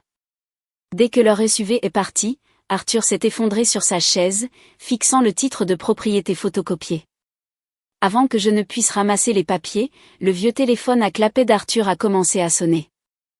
L'écran affichait le nom qui avait été absent pendant 7 ans, Julien. Arthur m'a regardé. Je l'ai regardé. Nous l'avons laissé sonner. Au 4e coup, Arthur a tendu la main. J'ai posé doucement ma main sur son poignet. Mais le haut-parleur, papa. Il m'a regardé, les yeux pleins de panique. S'il entend ta voix, il va s'énerver. Tu es malade. Je ne te laisserai pas l'affronter seul. Arthur a hésité, puis a appuyé sur le bouton du haut-parleur. La voix de Julien a immédiatement rempli le porche. Papa, Monsieur Duval est-il venu à la maison ? Non, il ne demandait pas comment Arthur se sentait. Pas de question sur la raison pour laquelle il savait ce qui se passait. Juste droit au but. Oui, a dit Arthur faiblement. Que lui as-tu dit ? Je lui ai dit que je ne vendais pas le terrain. La ligne est restée silencieuse pendant 1 seconde. Puis Julien a baissé la voix. Ne lui dis rien d'autre, papa. Je prends des dispositions pour descendre. Laisse-moi gérer ça. Je me suis penché plus près du téléphone. Comment comptes-tu gérer ça, Julien ? Silence mortel. Puis sa voix a monté. Hélène, qu'est-ce que tu fais chez mon père ? Laisse-moi te poser une question d'abord. Où est le titre de propriété original ? Mêle-toi de tes affaires, Hélène. J'ai regardé Arthur, puis de nouveau le téléphone. Tu as abandonné ta famille pendant 7 ans. Maintenant qu'il y a un litige foncier, tu t'en soucies soudainement. Rappelle-toi que c'est ton père. Julien a poussé un soupir exaspéré. Je ne te parle pas. Repasse mon père. Arthur a pris le téléphone, sa voix rauque. Réponds-lui. Où est mon titre de propriété original? Je l'ai juste emprunté pour faire une copie. Je l'ai remis. Ce qui est dans le placard est l'original. Qui t'a dit que ce n'était pas le cas? Hélène. Papa, ne la crois pas. Elle n'est pas revenue pour prendre soin de toi. Elle est après le terrain. Les mains d'Arthur ont commencé à trembler violemment. J'étais terrifiée que sa tension artérielle monte à nouveau. Alors j'ai attrapé le téléphone. Reviens, Julien. Viens ici. Mais avant de le faire, tu ferais mieux de bien réfléchir à ce que tu vas dire à ton père et à ce que tu vas dire à l'homme qui t'a donné 25 000 euros. J'ai raccroché. Arthur est resté figé. Il pense toujours que tout le monde fonctionne comme lui. Je n'ai pas répondu. La vérité était assez douloureuse sans que j'en rajoute. Le lendemain matin, j'ai appelé Monsieur Duval. Il a répondu avec prudence. J'ai une idée, Monsieur Duval. Je veux aller chez le notaire indiqué sur cette procuration. Si vous êtes d'accord, nous pouvons y aller ensemble et vérifier directement à la source. Il a fait une pause, puis a accepté de venir me chercher. Grégoire, le courtier, les a accompagnés car c'était lui qui avait facilité l'accord. La société de titres était située au chef-lieu du comté, à environ 20 minutes de là. Le trajet a été tendu. Au bureau, nous avons expliqué la situation et demandé à la greffière de vérifier la procuration. Elle a emporté le document à l'arrière. 30 minutes plus tard, une notaire senior est sortie. Elle a posé la photocopie sur le comptoir. Nous avons vérifié nos registres. Nous n'avons aucune trace d'une procuration déposée au nom d'Arthur à cette date. Monsieur Duval a froncé les sourcils. Alors, quel est ce numéro d'enregistrement? Ce numéro appartient à une transaction complètement différente pour une propriété commerciale, a expliqué la notaire. Grégoire était stupéfait. Mais le cachet? Je ne peux pas le déclarer officiellement comme un faux sans une analyse médico-légale, a déclaré la notaire. Mais ce document n'a certainement pas été produit par notre bureau. Monsieur Duval est resté complètement immobile, son visage rougissant. Non pas de colère contre Arthur, mais de l'humiliante réalisation qu'il avait été entièrement dupé. Pouvez-vous fournir une déclaration écrite confirmant qu'il n'y a pas de registre correspondant dans votre grand livre? Nous pouvons rédiger une lettre formelle indiquant exactement cela. En retournant au SUV, Monsieur Duval s'est appuyé contre le capot. Hélène, je pensais honnêtement que votre famille avait juste vu la valeur des terres grimper et voulait se retirer. Je comprends, ai-je dit. Vous avez perdu 25 000 euros. C'est naturel de sauter à la pire conclusion. De là, j'ai suggéré que nous nous arrêtions à l'hôpital du comté. Parce que j'avais les anciens dossiers médicaux d'Arthur, le service des archives a pu fournir un résumé de sortie, prouvant qu'à la date et à l'heure exacte où la procuration était censée être signée, Arthur était fortement sous sédatif dans un lit d'hôpital à 20 minutes du bureau du notaire. Monsieur Duval a fixé le dossier de l'hôpital. S'il était dans un lit d'hôpital, il n'aurait pas pu signer des papiers devant un notaire. Grégoire a finalement parlé. Pendant la transaction, Julien nous a dit qu'Arthur était trop malade pour y assister en personne. Mais comme Julien avait le titre de propriété original et la procuration estampillée, j'ai supposé que le père et le fils s'étaient arrangés. J'ai regardé Grégoire. Avez-vous déjà appelé Arthur pour vérifier? Grégoire a évité mon regard. J'ai appelé une fois, mais Julien a dit qu'il dormait. Après ça, j'ai juste laissé tomber. J'ai supposé que Julien était son seul héritier de toute façon, donc la terre était pratiquement la sienne. Monsieur Duval s'est retourné contre lui. Vous avez monté cette affaire, et vous n'avez même pas fait la diligence raisonnable de base? Grégoire a baissé la tête. J'ai fait une erreur. Je lui ai trop fait confiance. Cet après-midi-là, quand nous sommes retournés à la maison, Monsieur Dubois prenait le thé avec Arthur. J'ai remis à Arthur les documents de l'hôpital et du notaire, puis j'ai demandé, Monsieur Dubois, la nuit où Julien est venu emprunter le titre de propriété, avez-vous vu quelqu'un avec lui? Monsieur Dubois s'est gratté le menton. Je rentrais tard d'une réunion municipale. Juste près de votre portail, j'ai vu une femme assise dans une voiture garée sur le bas-côté. Elle portait un chapeau et des lunettes de soleil, donc je ne pouvais pas voir son visage. Vous vous souvenez de la voiture? Berline rouge. Le lendemain matin, je l'ai vue descendre la route principale avec Julien sur le siège passager. J'ai sorti mon téléphone, j'ai fait défiler les médias sociaux jusqu'à ce que je trouve une vieille photo de Valérie, et je lui ai montré. Monsieur Dubois a plissé les yeux. Ça lui ressemble. Je ne peux pas le jurer sur un tas de bibles, mais les cheveux et la carrure correspondent. Monsieur Duval, assis tranquillement, a finalement ouvert sa mallette. Je remettrai le reçu original, les relevés de virement bancaire et tous mes messages textes avec Julien et cette femme Valérie. Si Arthur n'a pas pris mon argent, je n'ai aucune raison de faire la guerre à un homme dont les titres de propriété ont été volés. Arthur a regardé Monsieur Duval. Je suis tellement désolé pour ce que mon fils vous a fait. Arthur, vous n'avez rien signé et vous n'avez pas pris mon argent. Vous êtes une victime ici aussi. La personne dont j'ai besoin de réponse est Julien. Juste à ce moment-là, un taxi s'est arrêté au portail. Quelques instants plus tard, Julien est entré dans la cour. Il était plus mince, sa peau bronzée et burinée. Il portait une chemise boutonnée froissée, mais ses yeux avaient la même arrogance défensive dont je me souvenais.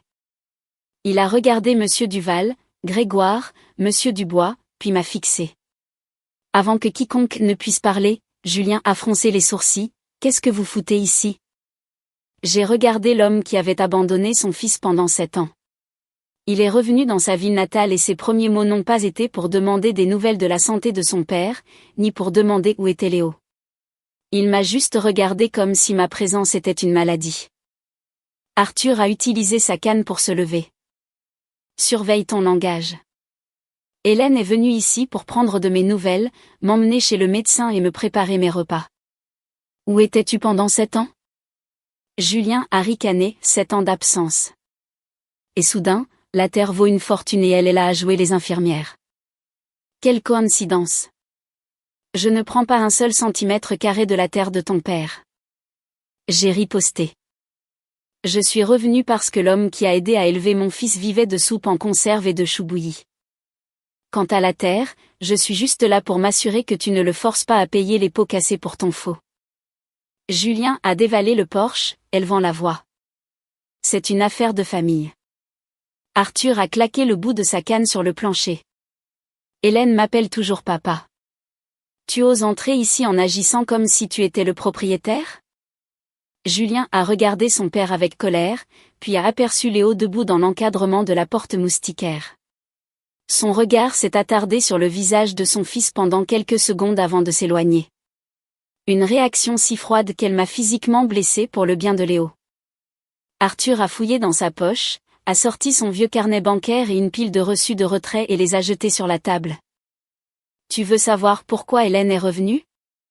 Parce qu'elle vient de découvrir que c'est moi qui envoyais 800 € chaque mois pour nourrir ton fils. Julien a gelé. Tu as envoyé 84 mois. Ses lèvres tremblaient.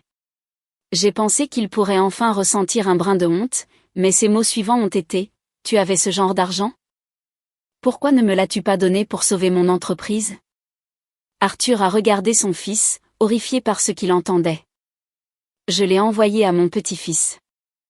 Je suis ton père. Quand tu étais affamé dehors, ai-je jamais cessé de m'en soucier? Tu as changé de numéro. Tu as déménagé. Tu as coupé tout contact avec tout le monde, ai-je crié.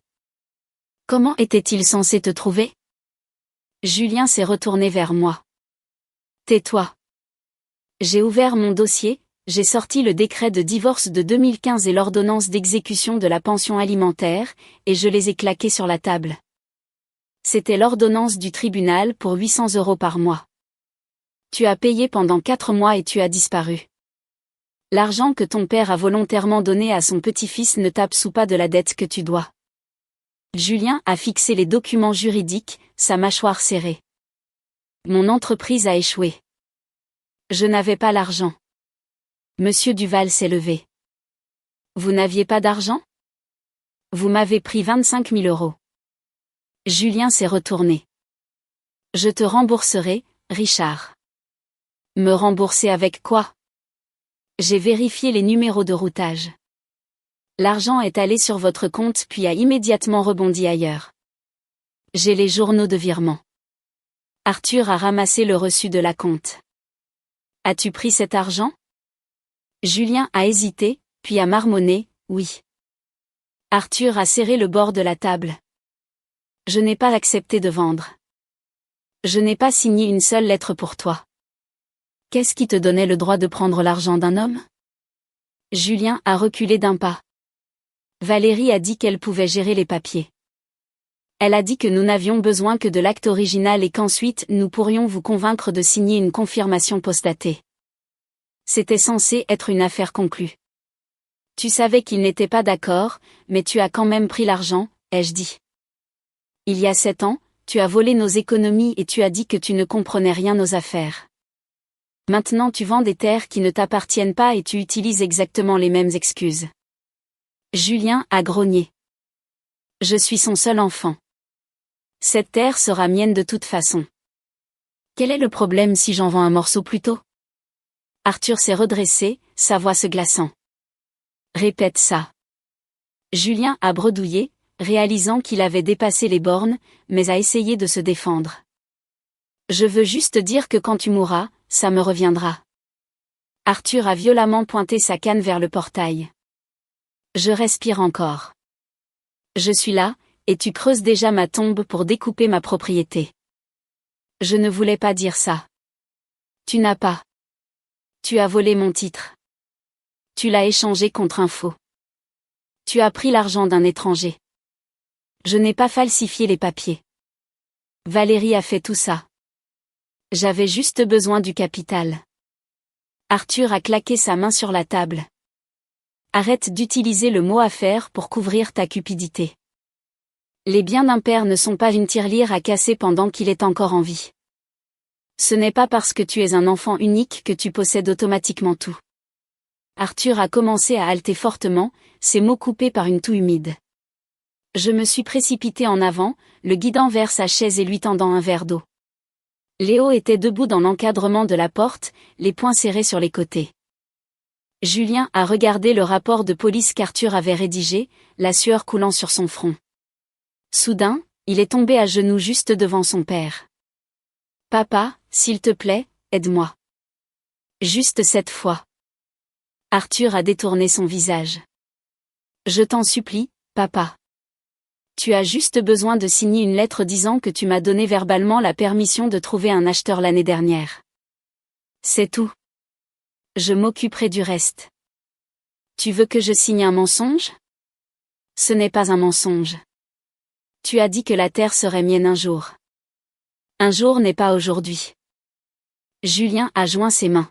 « Si tu ne signes pas, Monsieur Duval ira à la police.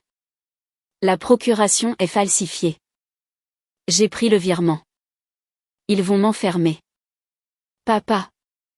Arthur a regardé son fils agenouillé devant lui, les yeux remplis d'un profond chagrin. « Alors, tu n'es pas rentré parce que je te manquais. » Julien a regardé le sol.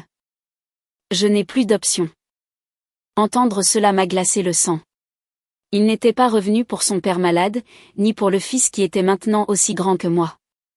Il était revenu pour transformer un mensonge en vérité, avec l'intention de sacrifier son propre père pour sauver sa propre peau. « Tu n'es pas à court d'options, Julien, ai-je dit. Tu ne veux juste pas prendre l'option qui implique de prendre ses responsabilités. » Julien m'a regardé avec colère. « Tu veux me voir en prison? C'est ça? Je ne veux personne en prison. Mais je refuse absolument de laisser Arthur commettre un parjure pour couvrir tes crimes. » Arthur a lentement tendu la main vers la procuration falsifiée et le projet de lettre que Julien avait apporté. Julien a levé les yeux, ses yeux brillants d'un espoir désespéré. Arthur a déchiré les papiers en deux. « Je ne signerai pas. » Julien a sauté. « Papa, je suis ton fils. Tu as fait une erreur, alors tu en subiras les conséquences. Je t'aime, Julien, mais je ne peux pas sacrifier le dernier lambeau de ma dignité pour toi. » Juste à ce moment-là, le claquement sec des talons a résonné sur l'allée en gravier. Une voix douce et mielleuse a appelé « Monsieur Arthur, s'il vous plaît, ne soyez pas fâché. Je suis juste ici pour que nous puissions tous trouver une manière amicale de résoudre ça. » Une femme a franchi le portail, vêtue d'une robe de créateur beige. Ses cheveux étaient tirés en un chignon élégant. Son apparence soignée contrastait fortement avec l'escroquerie sordide qu'elle avait orchestrée. Valérie a posé son sac à main de créateur sur une chaise de jardin. « Salut Arthur. Julien m'a dit qu'il y avait un malentendu concernant la terre, alors j'ai apporté les bons papiers pour tout clarifier. Nous sommes tous une famille ici. Exagérer la situation ne fera qu'embarrasser tout le monde. » Arthur l'a regardé. « Pourquoi es-tu ici ? Tu n'es pas ma famille. » Le sourire de Valérie s'est figé. Elle m'a regardé. « Je sais que tu es toujours amère à propos du passé, Hélène, mais je ne suis pas venue ici pour parler de sentiments. » « Je ne parle pas non plus de sentiments, ai-je claqué. Je clarifie simplement que vous ne pouvez pas utiliser le mot famille pour extorquer cet homme. » Valérie a ouvert son sac et a sorti une lettre d'autorisation rétroactive fraîchement imprimée. Elle stipulait qu'Arthur avait donné à Julien pleine autorité pour vendre la terre et accepter le dépôt. En bas, il y avait un espace désigné pour une signature et une empreinte digitale. « L'avez-vous préimprimé dans la voiture ? » ai-je demandé. Valérie s'est assise gracieusement. Arthur a toujours dit que cette terre allait à Julien. Nous en vendons un morceau maintenant. Nous utilisons l'argent pour réparer ce toit qui fuit, rénover votre salle de bain, peut-être embaucher une aide à domicile pour vous. Qu'est-ce qu'il y a de mal à ça ? Je ne lui ai jamais dit de la vendre, a dit Arthur. Peut-être avez-vous juste oublié, a dit Valérie gentiment. Les personnes âgées disent des choses et oublient tout le temps.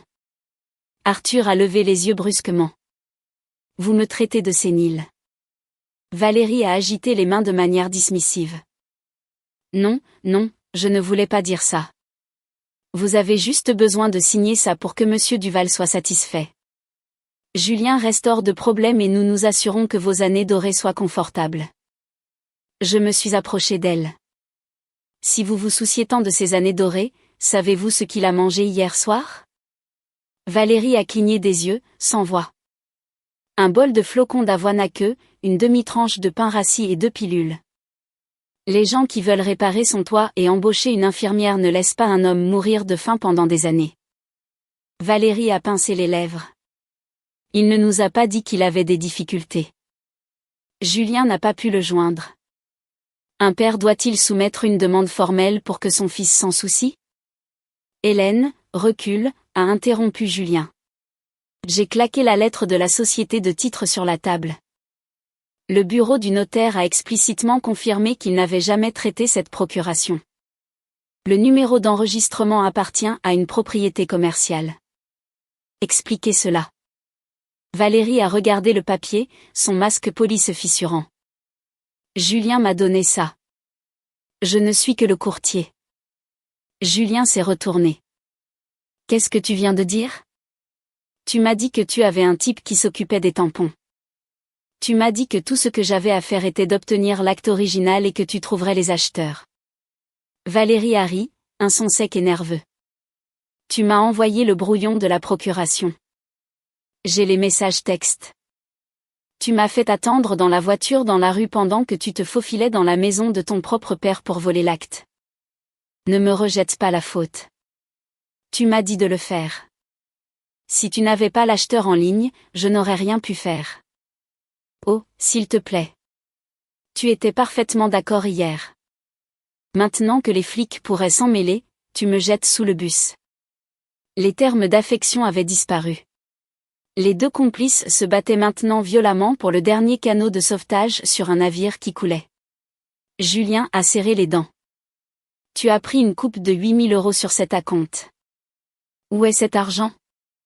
Je sais que tu l'as utilisé pour rembourser tes propres dettes de carte de crédit. Valérie a croisé les bras. Monsieur Duval vous a viré l'argent. Je peux prouver que vous m'avez viré les 8 000 €. J'ai payé quelques factures, bien sûr, mais j'allais le rembourser une fois la vente finale effectuée. Tu as dit que tu avais juste besoin d'un prêt relais. Tu as gardé l'argent. Arrête de faire l'innocente, Julien. Valérie a crié. Tu m'as littéralement dit que ton père était vieux et que le terrain allait t'appartenir de toute façon. Tu as dit que s'il ne voulait pas signer, nous le forgerions et forcerions sa main plus tard. Arthur est resté parfaitement immobile. Son visage s'est vidé de toute couleur. Sa main a serré la coudoir de sa chaise si fort que ses jointures sont devenues blanches. Je me suis précipitée vers lui. Papa. Papa, comment te sens-tu? Il a juste regardé Julien. As-tu vraiment dit ça? Julien a paniqué. Papa, j'étais stressé. Je parlais juste en l'air. Tu vois? A interrompu Valérie. Il a tout planifié. Tais-toi, ai-je crié à elle. Je n'ai pas crié à cause du passé. J'ai crié parce que même en voyant un vieil homme frêle viré au gris, tout ce qui l'intéressait était de rejeter la faute. Arthur a porté sa main à sa poitrine. Sa tasse de thé a glissé de sa prise, se brisant contre le plancher.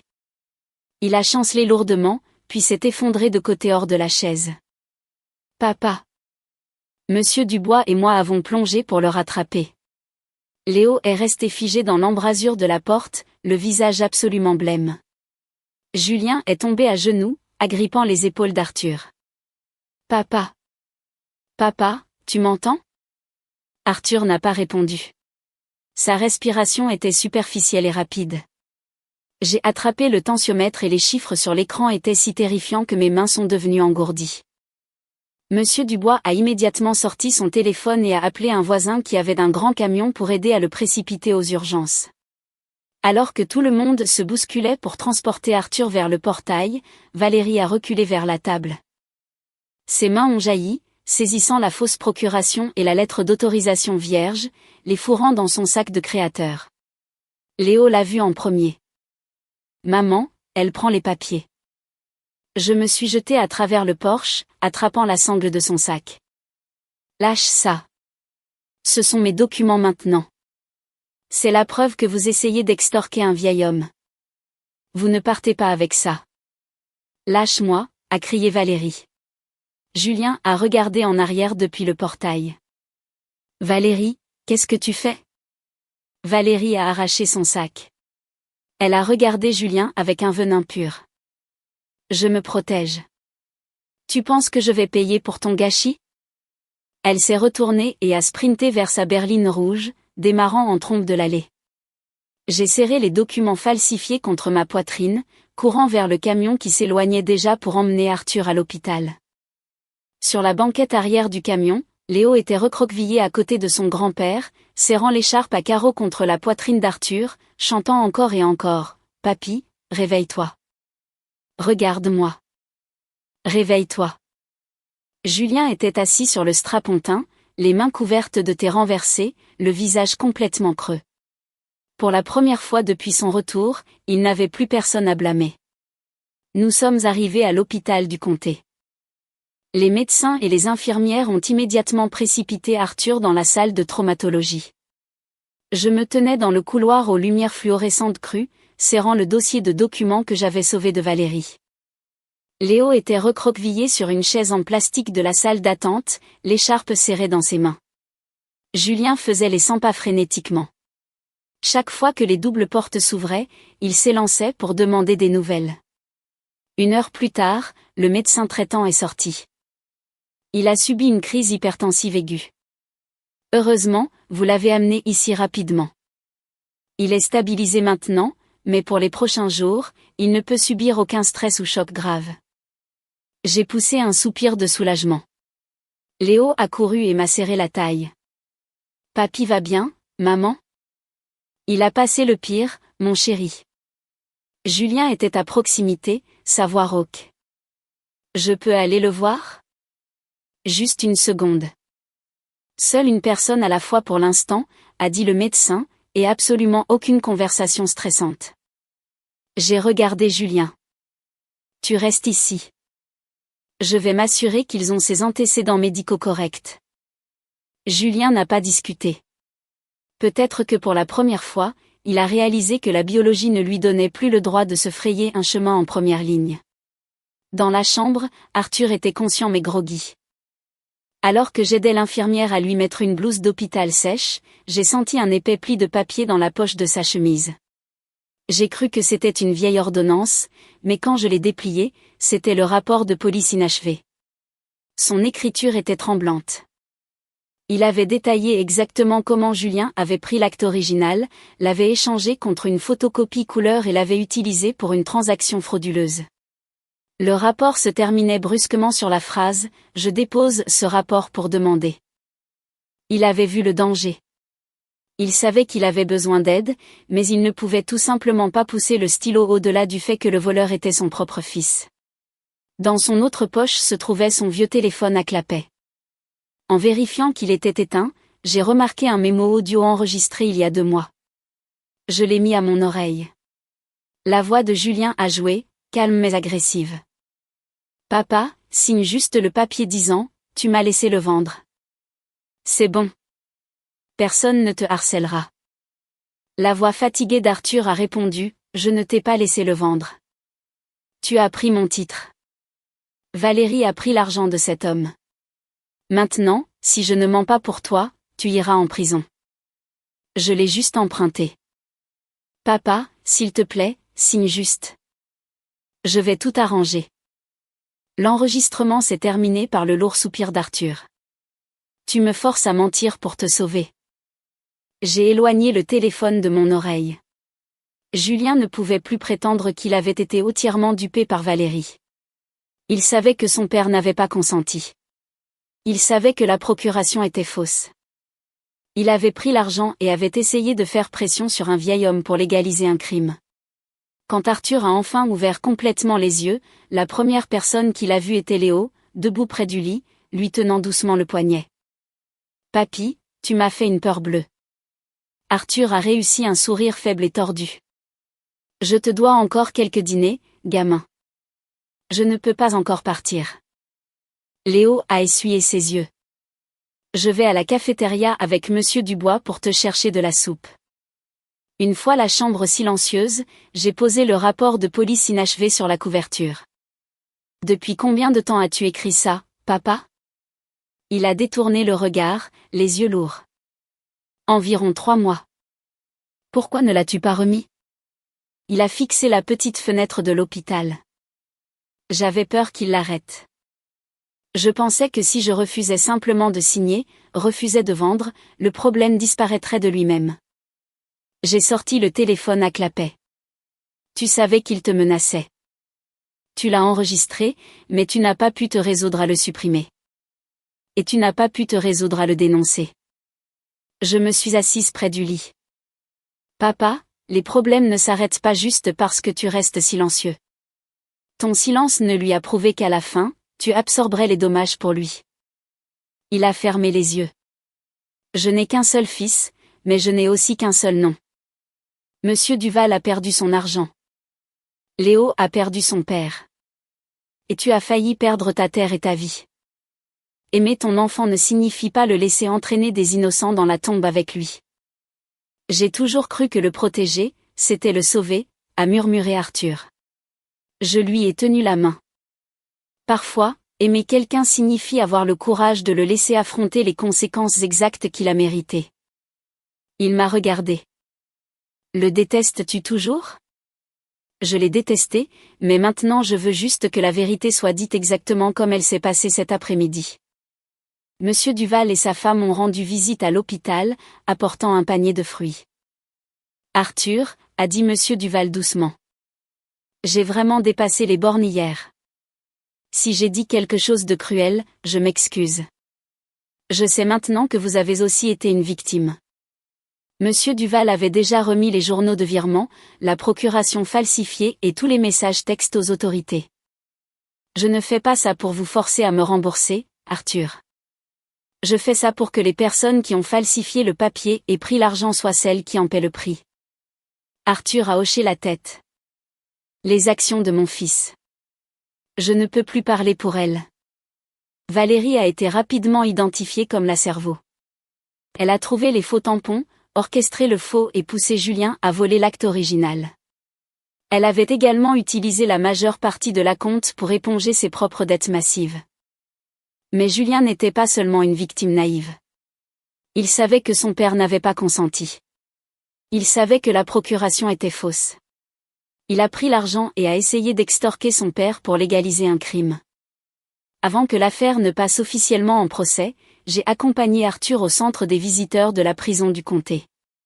Julien était assis en face de nous derrière la vitre. Il était bavard, nerveux, les yeux creusés. Au moment où il a vu Arthur, il a baissé les yeux. « Papa !» Arthur n'a pas répondu. Julien m'a regardé. « Hélène, s'il te plaît, parle-lui pour moi. » J'ai tout avoué. J'ai montré au policier où Valérie avait caché les papiers originaux. Dis-lui que j'essaie d'arranger les choses. Je peux reconnaître ce que vous faites pour coopérer, ai-je dit. Mais je ne lui mentirai pas pour demander votre absolution. Vous ne décidez pas quand les gens ont assez souffert pour vous pardonner. La loi décidera de la partie légale, et les personnes que vous avez blessées décideront si elles vous feront à nouveau confiance. Julien a pressé ses mains contre la vitre. Papa, je sais que j'ai fait une erreur. S'il te plaît, dis-moi quelque chose. Arthur l'a regardé longuement. Sa voix était ferme. Je t'aime. Et parce que je t'aime, je te laisse prendre tes responsabilités. Si je mentais pour te sauver aujourd'hui, tu ruinerais quelqu'un d'autre demain. Julien a baissé la tête, sanglotant doucement. J'avais si peur. Avais-tu peur quand tu as volé mon titre? Avais-tu peur quand tu as pris l'argent de Monsieur Duval? Avais-tu peur quand tu as abandonné ton fils pendant 7 ans, te demandant comment il mangerait? Julien n'a pas pu répondre à une seule question. Julien a fini par vendre son SUV, vidant ses petites économies restantes pour payer une restitution partielle à Monsieur Duval, et s'engageant dans un plan de paiement ordonné par le tribunal pour le reste. De plus, sa pension alimentaire impayée a été officiellement attachée à ses futurs salaires. Il ne pouvait pas utiliser son casier judiciaire pour effacer ses responsabilités de père. Valérie a reçu une peine beaucoup plus sévère pour fraude par virement et falsification. Julien a conclu un accord de plaidoyer qui exigeait une probation lourde, des restitutions et des travaux d'intérêt général. Le jour de sa condamnation, il a demandé à voir Léo. J'ai demandé à mon fils, veux-tu le voir? Léo a réfléchi longtemps, puis a hoché la tête. La réunion n'a duré que quelques minutes dans une pièce supervisée.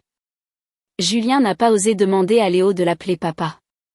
Il était assis, les mains sur les genoux.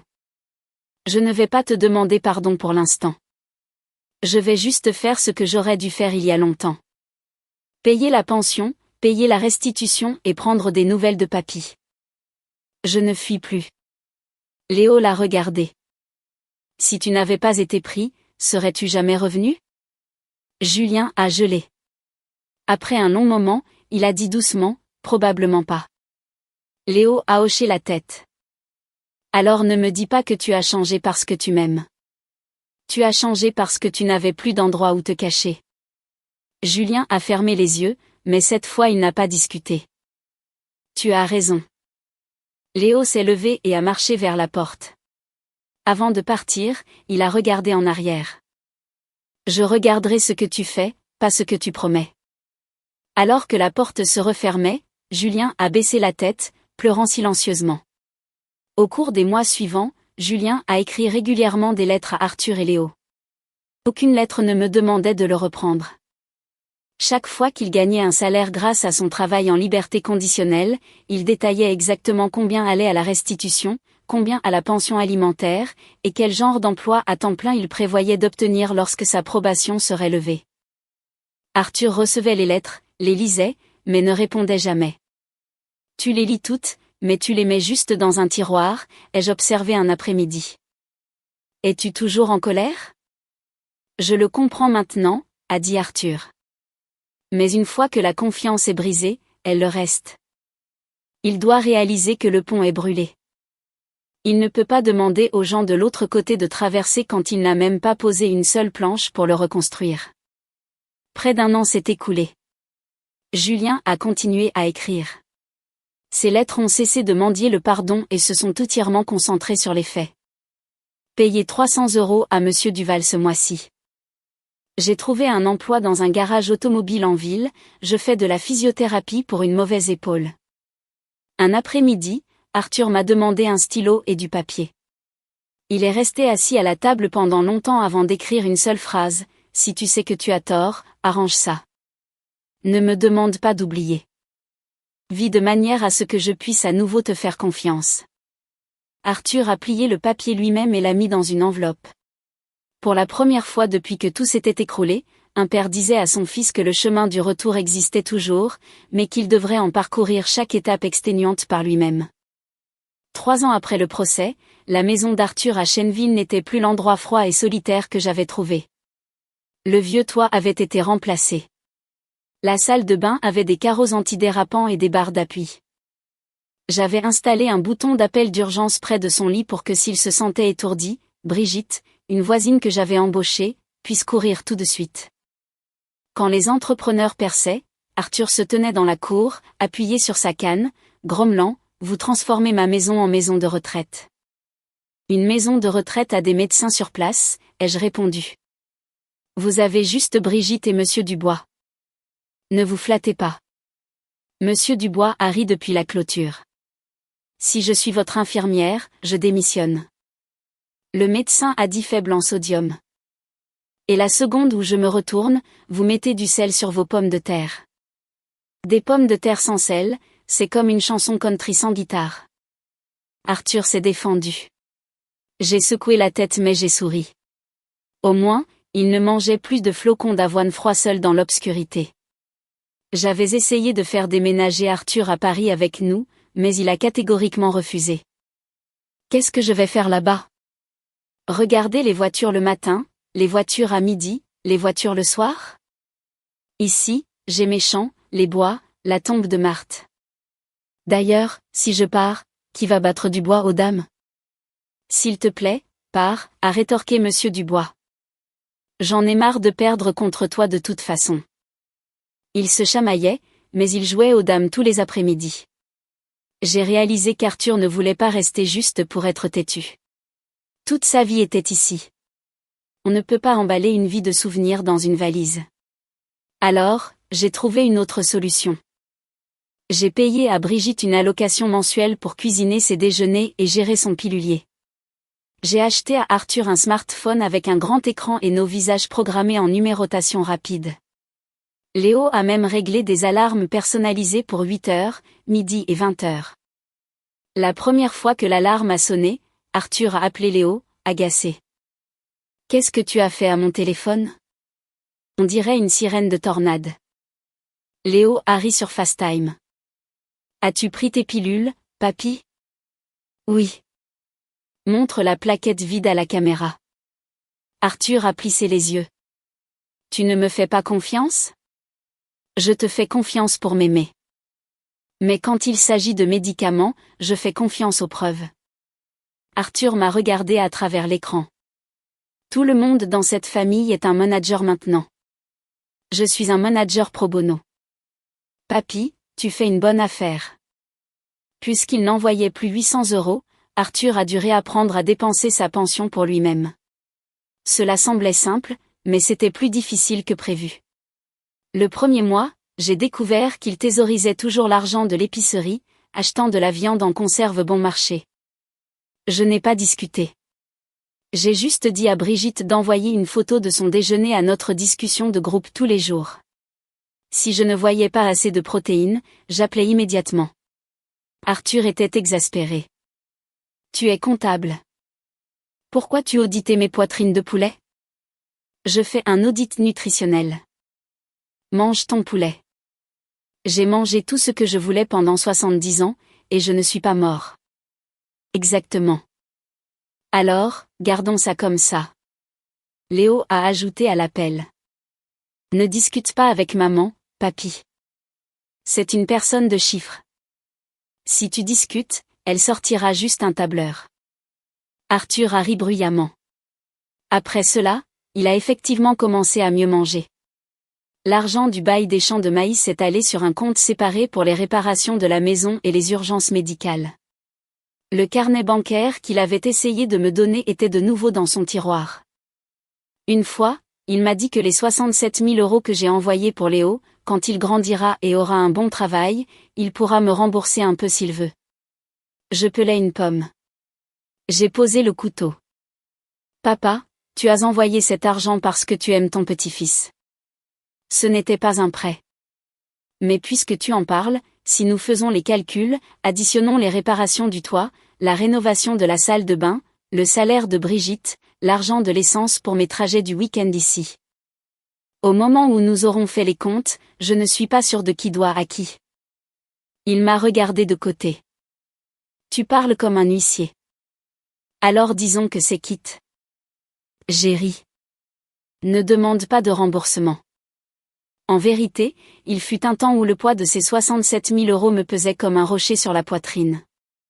Je pensais à la façon dont chaque euro avait été échangé contre un repas manqué, des médicaments sautés et des marches douloureuses jusqu'à la banque. Mais j'ai finalement réalisé qu'Arthur ne voulait pas un registre parfaitement équilibré. Il voulait une porte toujours ouverte pour lui. Il voulait un dîner chaud où son petit-fils lui poserait des questions. Il voulait savoir que s'il tombait, il n'avait pas à se traîner jusqu'au bout de l'allée pour crier à l'aide. L'argent peut être remboursé avec de l'argent, mais l'amour ne peut être remboursé qu'avec des présences. Tout au long de 2024 et 2025, Julien a continué d'écrire des lettres. Au début, elles étaient longues et pleines d'excuses. Avec le temps, elles sont devenues plus courtes et plus pratiques. Il documentait ses paiements de restitution, sa pension alimentaire, les certifications qu'il obtenait au garage automobile et ses projets. Arthur les lisait toutes, mais en parlait rarement, les gardant dans une vieille boîte en fer. « Es-tu toujours en colère ?» lui ai-je demandé une fois. Il a regardé les champs. « Suis-je en colère ?» Oui. « L'aime-je toujours ?» Oui. Les deux ne s'excluent pas mutuellement. J'ai compris. Les étrangers peuvent couper les ponts d'un seul mot. Mais pour un parent, le sang ne cesse pas d'être du sang juste parce qu'il a fait une horrible erreur. Cela rend juste la pose de limite d'autant plus douloureuse. Léo lisait aussi les lettres, mais répondait rarement. Il ne les déchirait plus comme avant. Il les mettait juste dans le tiroir de son bureau. Je ne l'ai jamais poussé. Une nuit, Léo a demandé, « Maman, tu penses qu'il a vraiment changé ?» Je n'ai pas répondu pour Julien. Je pense qu'il faut observer ce qu'une personne fait sur une longue période de temps. Quelqu'un peut être désolé parce qu'il a été pris, ou il peut changer parce qu'il comprend vraiment les dommages qu'il a causés. Seul le temps le dira. L'as-tu pardonné ? J'ai cessé de vouloir vivre avec la haine il y a longtemps. Mais pardonner à quelqu'un ne signifie pas l'inviter à nouveau dans ta maison. Léo a hoché la tête. Il avait 16 ans maintenant, presque aussi grand que mon mari l'était. Parfois je voyais les vieilles expressions de Julien sur le visage de Léo. Cela me faisait mal, mais j'avais appris à séparer un enfant innocent des péchés d'un père. Fin décembre 2025, j'ai reçu un appel de l'agent de probation de Julien. Julien avait rempli ses principales obligations légales. Il demandait à transférer le reste de sa probation à Chenneville afin de pouvoir travailler au garage local et être plus proche d'Arthur. Je n'ai pas dit à Arthur tout de suite. J'ai juste demandé avec désinvolture, si Julien se tenait à la porte un jour, le laisserais-tu entrer ? Arthur m'a regardé longtemps. Je ne sais pas. Tu n'as pas à répondre maintenant. Il a soupiré. Je n'arrivais pas à dormir, priant pour qu'il rentre à la maison. Maintenant que ça pourrait arriver, j'ai peur. J'ai peur d'être trop douce ou trop dure et de le repousser dans ses anciennes habitudes. Tu n'as pas à choisir entre un gros câlin et lui claquer la porte au nez, ai-je dit. Tu peux lui donner une petite chance avec des règles très claires. Il a hoché la tête, ne disant rien de plus. Le jour du retour de Julien, le temps était clair et vif. Monsieur Dubois l'a vu en premier. Il a couru à la cuisine où je lavais des pommes de terre. Julien est à la porte. Il est juste là, il n'entre pas. Je me suis essuyé les mains et je suis sorti sur le porche. Julien portait une chemise de travail bleu délavée. Il tenait un petit sac de voyage. Ses bottes de travail étaient éraflées. Il avait l'air beaucoup plus vieux, ses cheveux grisonnants aux tempes. Arthur était assis dans son fauteuil à bascule en bois. Il ne s'est pas levé. Julien se tenait devant la clôture en fer rouillé. Et a appelé doucement, « Papa ». Pas de réponse immédiate. Quelques instants plus tard, Arthur a dit, « Entre ». Julien a franchi le portail, s'arrêtant à quelques mètres de son père. Il a baissé les yeux. « Je suis de retour. » Arthur l'a regardé de haut en bas. J'ai pensé qu'il allait lui demander des nouvelles de sa santé ou lui crier dessus, mais Arthur a juste pointé du doigt l'arrière-cour. La clôture derrière l'abri a 3 lattes cassées. Il y a un marteau et des clous dans la boîte à outils. Va la réparer. Julien a cligné des yeux, stupéfait. Puis a hoché la tête rapidement. Oui, monsieur. C'était la première tâche qu'Arthur donnait à son fils depuis des années. Pas de câlin, pas d'excuses en larmes, juste 3 lattes de clôture cassées. Julien a enfilé des vêtements plus vieux, a pris les outils et s'est mis au travail. Arthur était assis sur le porche, faisant semblant de lire un journal, mais jetant constamment des regards vers l'arrière-cour. À midi, Julien avait remplacé 2 lattes. Ses mains étaient couvertes d'ampoules à force de ne pas avoir manié un marteau depuis des années. Arthur est sorti pour inspecter, donnant un coup de pied au bois avec sa botte. Celle-là est lâche. Julien a baissé les yeux. Oui, monsieur. Je la refais. Il n'a pas discuté. C'était le plus petit changement, mais le plus profond. Dans le passé, si on faisait la moindre critique à Julien, il trouverait 1000 excuses pour prouver qu'il avait raison. J'ai préparé un simple déjeuner. Julien se tenait sur le porche, n'osant pas s'asseoir à table. Arthur l'a regardé. Lave-toi les mains. Mange. Oui, monsieur, a dit Julien doucement. Pendant le déjeuner, personne n'a parlé du passé. Monsieur Dubois a mené la conversation, racontant une longue histoire sur un raton laveur qui était entré dans sa poubelle juste pour empêcher l'air de nous étouffer. Léo était assis en face de Julien, mangeant en silence. Lorsque Julien a tendu une cuillère de service pour mettre un morceau de rôti de bœuf dans l'assiette de Léo, Léo a subtilement reculé son assiette d'1 pouce. Julien a gelé, a retiré sa main et a mis la viande dans sa propre assiette à la place. Je l'ai vu, mais je ne suis pas intervenu. Les limites de Léo devaient être respectées, aussi inconfortable que soit le silence. Après cela, Julien a loué une petite chambre bon marché en ville. Il travaillait à temps plein au garage automobile. Son revenu n'était pas élevé, mais il était stable. Tous les mois, il payait sa restitution, emmenait son père au rendez-vous chez le médecin et gérait sa propre vie. Arthur lui a dit un jour, « La chambre d'amis est vide. Pourquoi ne resterais-tu pas ici ?» Julien a secoué la tête. « Je n'ai pas gagné le droit de vivre dans cette maison comme si rien ne s'était passé. Quand vous me ferez à nouveau confiance, nous en parlerons. » Arthur n'a pas insisté. Mais cette nuit-là, j'ai vu Arthur prendre discrètement une couette supplémentaire du placard et l'étendre sur la corde à linge. Au fond de lui, il espérait que la porte de son fils finirait par se rouvrir. Julien a gardé ses distances avec moi. Il était excessivement poli.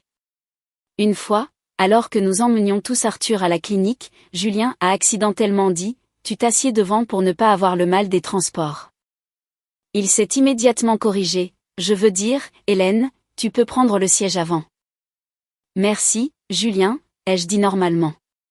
Sur le chemin du retour, Julien a dit doucement, « Je sais que tu ne reviendras jamais vers moi, Hélène. » C'est bon. J'ai arrêté de l'espérer il y a longtemps. Je pensais que la seule façon de réparer une erreur était de récupérer exactement ce qui était perdu. Maintenant, je sais que certaines choses sont juste parties. Nous devons juste mieux vivre avec ce qui reste. J'ai regardé par la fenêtre. Si tu comprends ça, alors tant mieux. C'est bon pour toi, pour Léo, et pour ton père. Il n'y avait plus de romance entre nous. Nous étions juste 2 personnes qui avaient été mariées, partageaient un fils, et géraient maintenant ensemble les soins d'un homme âgé. Julien est devenu incroyablement prudent. Il n'achetait pas de choses voyantes, n'essayait pas de soudoyer Léo avec des cadeaux, et ne demandait à le voir que lorsque Léo était explicitement d'accord. Leur première vraie rencontre a eu lieu dans un restaurant près du lycée de Léo. Julien est arrivé tôt, ne demandant que des nouvelles des notes et du baseball. Léo a donné des réponses courtes, polies et réservées. Quand il a été temps de partir, Julien a demandé « Tu as un match la semaine prochaine. Je peux venir voir ? Je m'assiérai tout au fond. Je ne parlerai pas à tes amis. » D'accord. Le jour du match, Julien était là 1 heure plus tôt, assis sur la plus haute tribune, loin des autres parents. Après le match, Léo est passé devant lui et s'est arrêté. « Tu es arrivé à l'heure ? » « J'ai promis que je le ferais, » a dit Julien. À partir de ce jour, Léo a commencé à répondre aux SMS de Julien. Parfois juste un « oui » ou « cool », mais pour Julien, chaque mot était une planche sur le pont qu'il essayait de reconstruire. Juste avant Thanksgiving 2026, Léo et moi sommes allés tôt à Shenville. Arthur a insisté pour faire ses traditionnelles saucisses fumées pour les fêtes dans le jardin, refusant d'en acheter en magasin. Brigitte a apporté les boyaux. Monsieur Dubois a apporté une pile de bois de hickory, et Julien est venu directement du garage pour aider. Le soleil de fin d'automne jetait une lueur dorée sur le jardin. Je mélangeais les épices. Arthur était assis près de la table, inspectant chaque lien de saucisse. Il s'est plaint bruyamment que Léo attachait la ficelle de boucher trop lâche. Si tu l'attaches comme ça, elles vont éclater dans le fumoir. Léo a riposté, Papy, regarde ces 3-là. Je les ai attachées parfaitement. Elles n'ont pas éclaté. Elles n'ont pas encore été cuites. Bien sûr, elles n'ont pas éclaté. Julien, qui coupait du bois de chauffage à proximité, a esquissé un léger sourire. Léo a entendu la hache s'arrêter et a regardé. Qu'est-ce que tu rigoles ? Julien a secoué la tête. Rien. Juste que papy me criait dessus pour exactement la même chose quand j'avais ton âge. Arthur a ricané. Tu les attachais pire que lui. Le jardin est devenu silencieux un instant. C'était la première fois qu'Arthur évoquait un souvenir d'enfance de Julien sans amertume. Julien a baissé les yeux, continuant à couper du bois, mais le coin de sa bouche a tressailli vers le haut. Tandis que Léo attachait le dernier lien de saucisse, il a tendu la bobine de ficelle de boucher, cherchant un endroit pour la poser sans l'agresser. Il s'est tourné vers Julien. « Papa, pose ça sur la table pour moi. » Tout le jardin s'est figé. Le crépitement du bois de hickory dans le foyer a soudainement semblé incroyablement fort. Léo a cligné des yeux, l'air un peu choqué, comme s'il ne pouvait pas croire que le mot était réellement sorti de sa propre bouche. Julien est resté parfaitement immobile. Ses yeux sont devenus rouges presque instantanément, mais il n'a pas laissé tomber la hache pour se précipiter et le serrer dans ses bras. Il n'a pas demandé à Léo de le répéter. Il n'a pas fait de scène. Il a juste pris doucement la bobine de ficelle et l'a placée près de la main de Léo. Sa voix a tremblé à peine.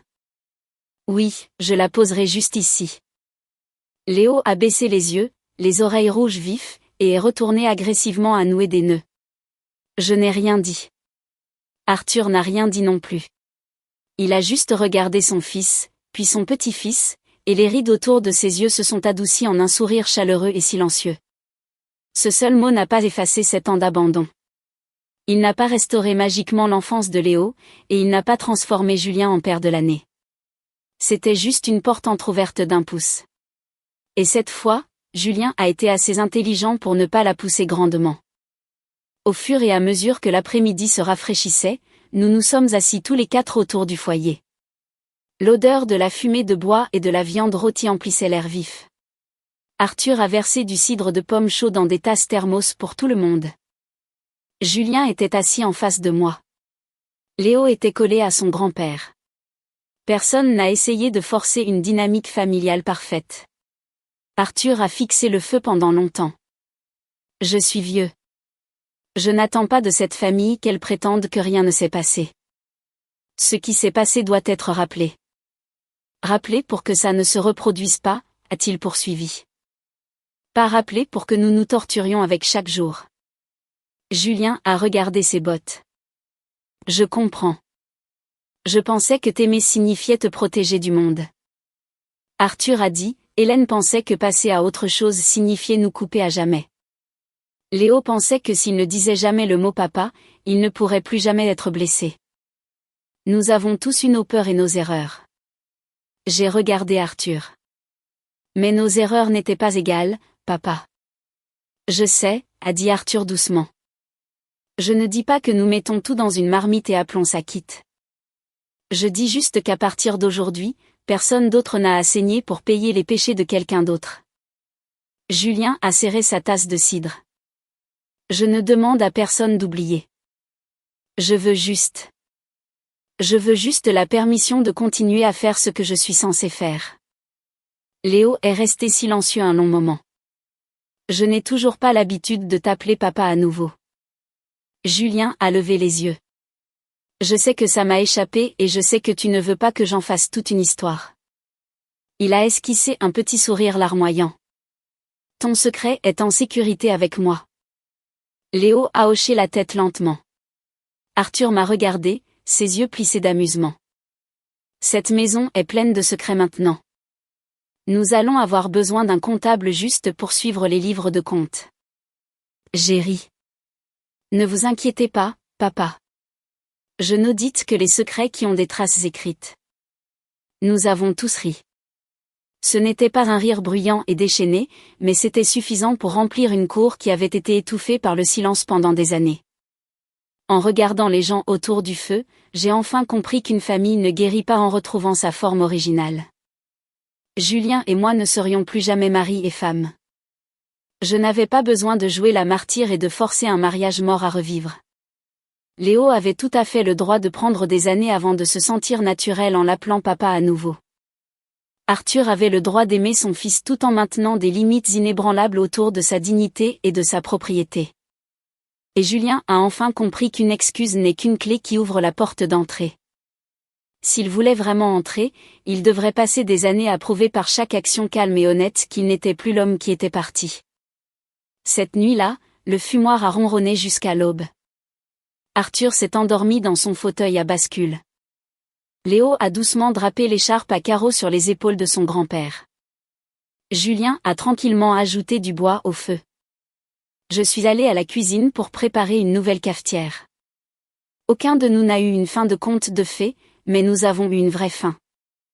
Nous avions une maison qui n'utilisait plus de larmes pour masquer les mensonges. Nous avions un vieux père qui savait enfin comment dépenser sa pension pour lui-même. Une mère qui refusait d'échanger son respect de soi contre l'illusion d'une famille complète. Un fils qui a revendiqué le droit de pardonner à son propre rythme. Et un homme qui apprenait jour après jour à être un fils et un père par les plus petites actions. À travers l'histoire de ma famille, je veux dire ceci, l'amour doit être associé à la responsabilité.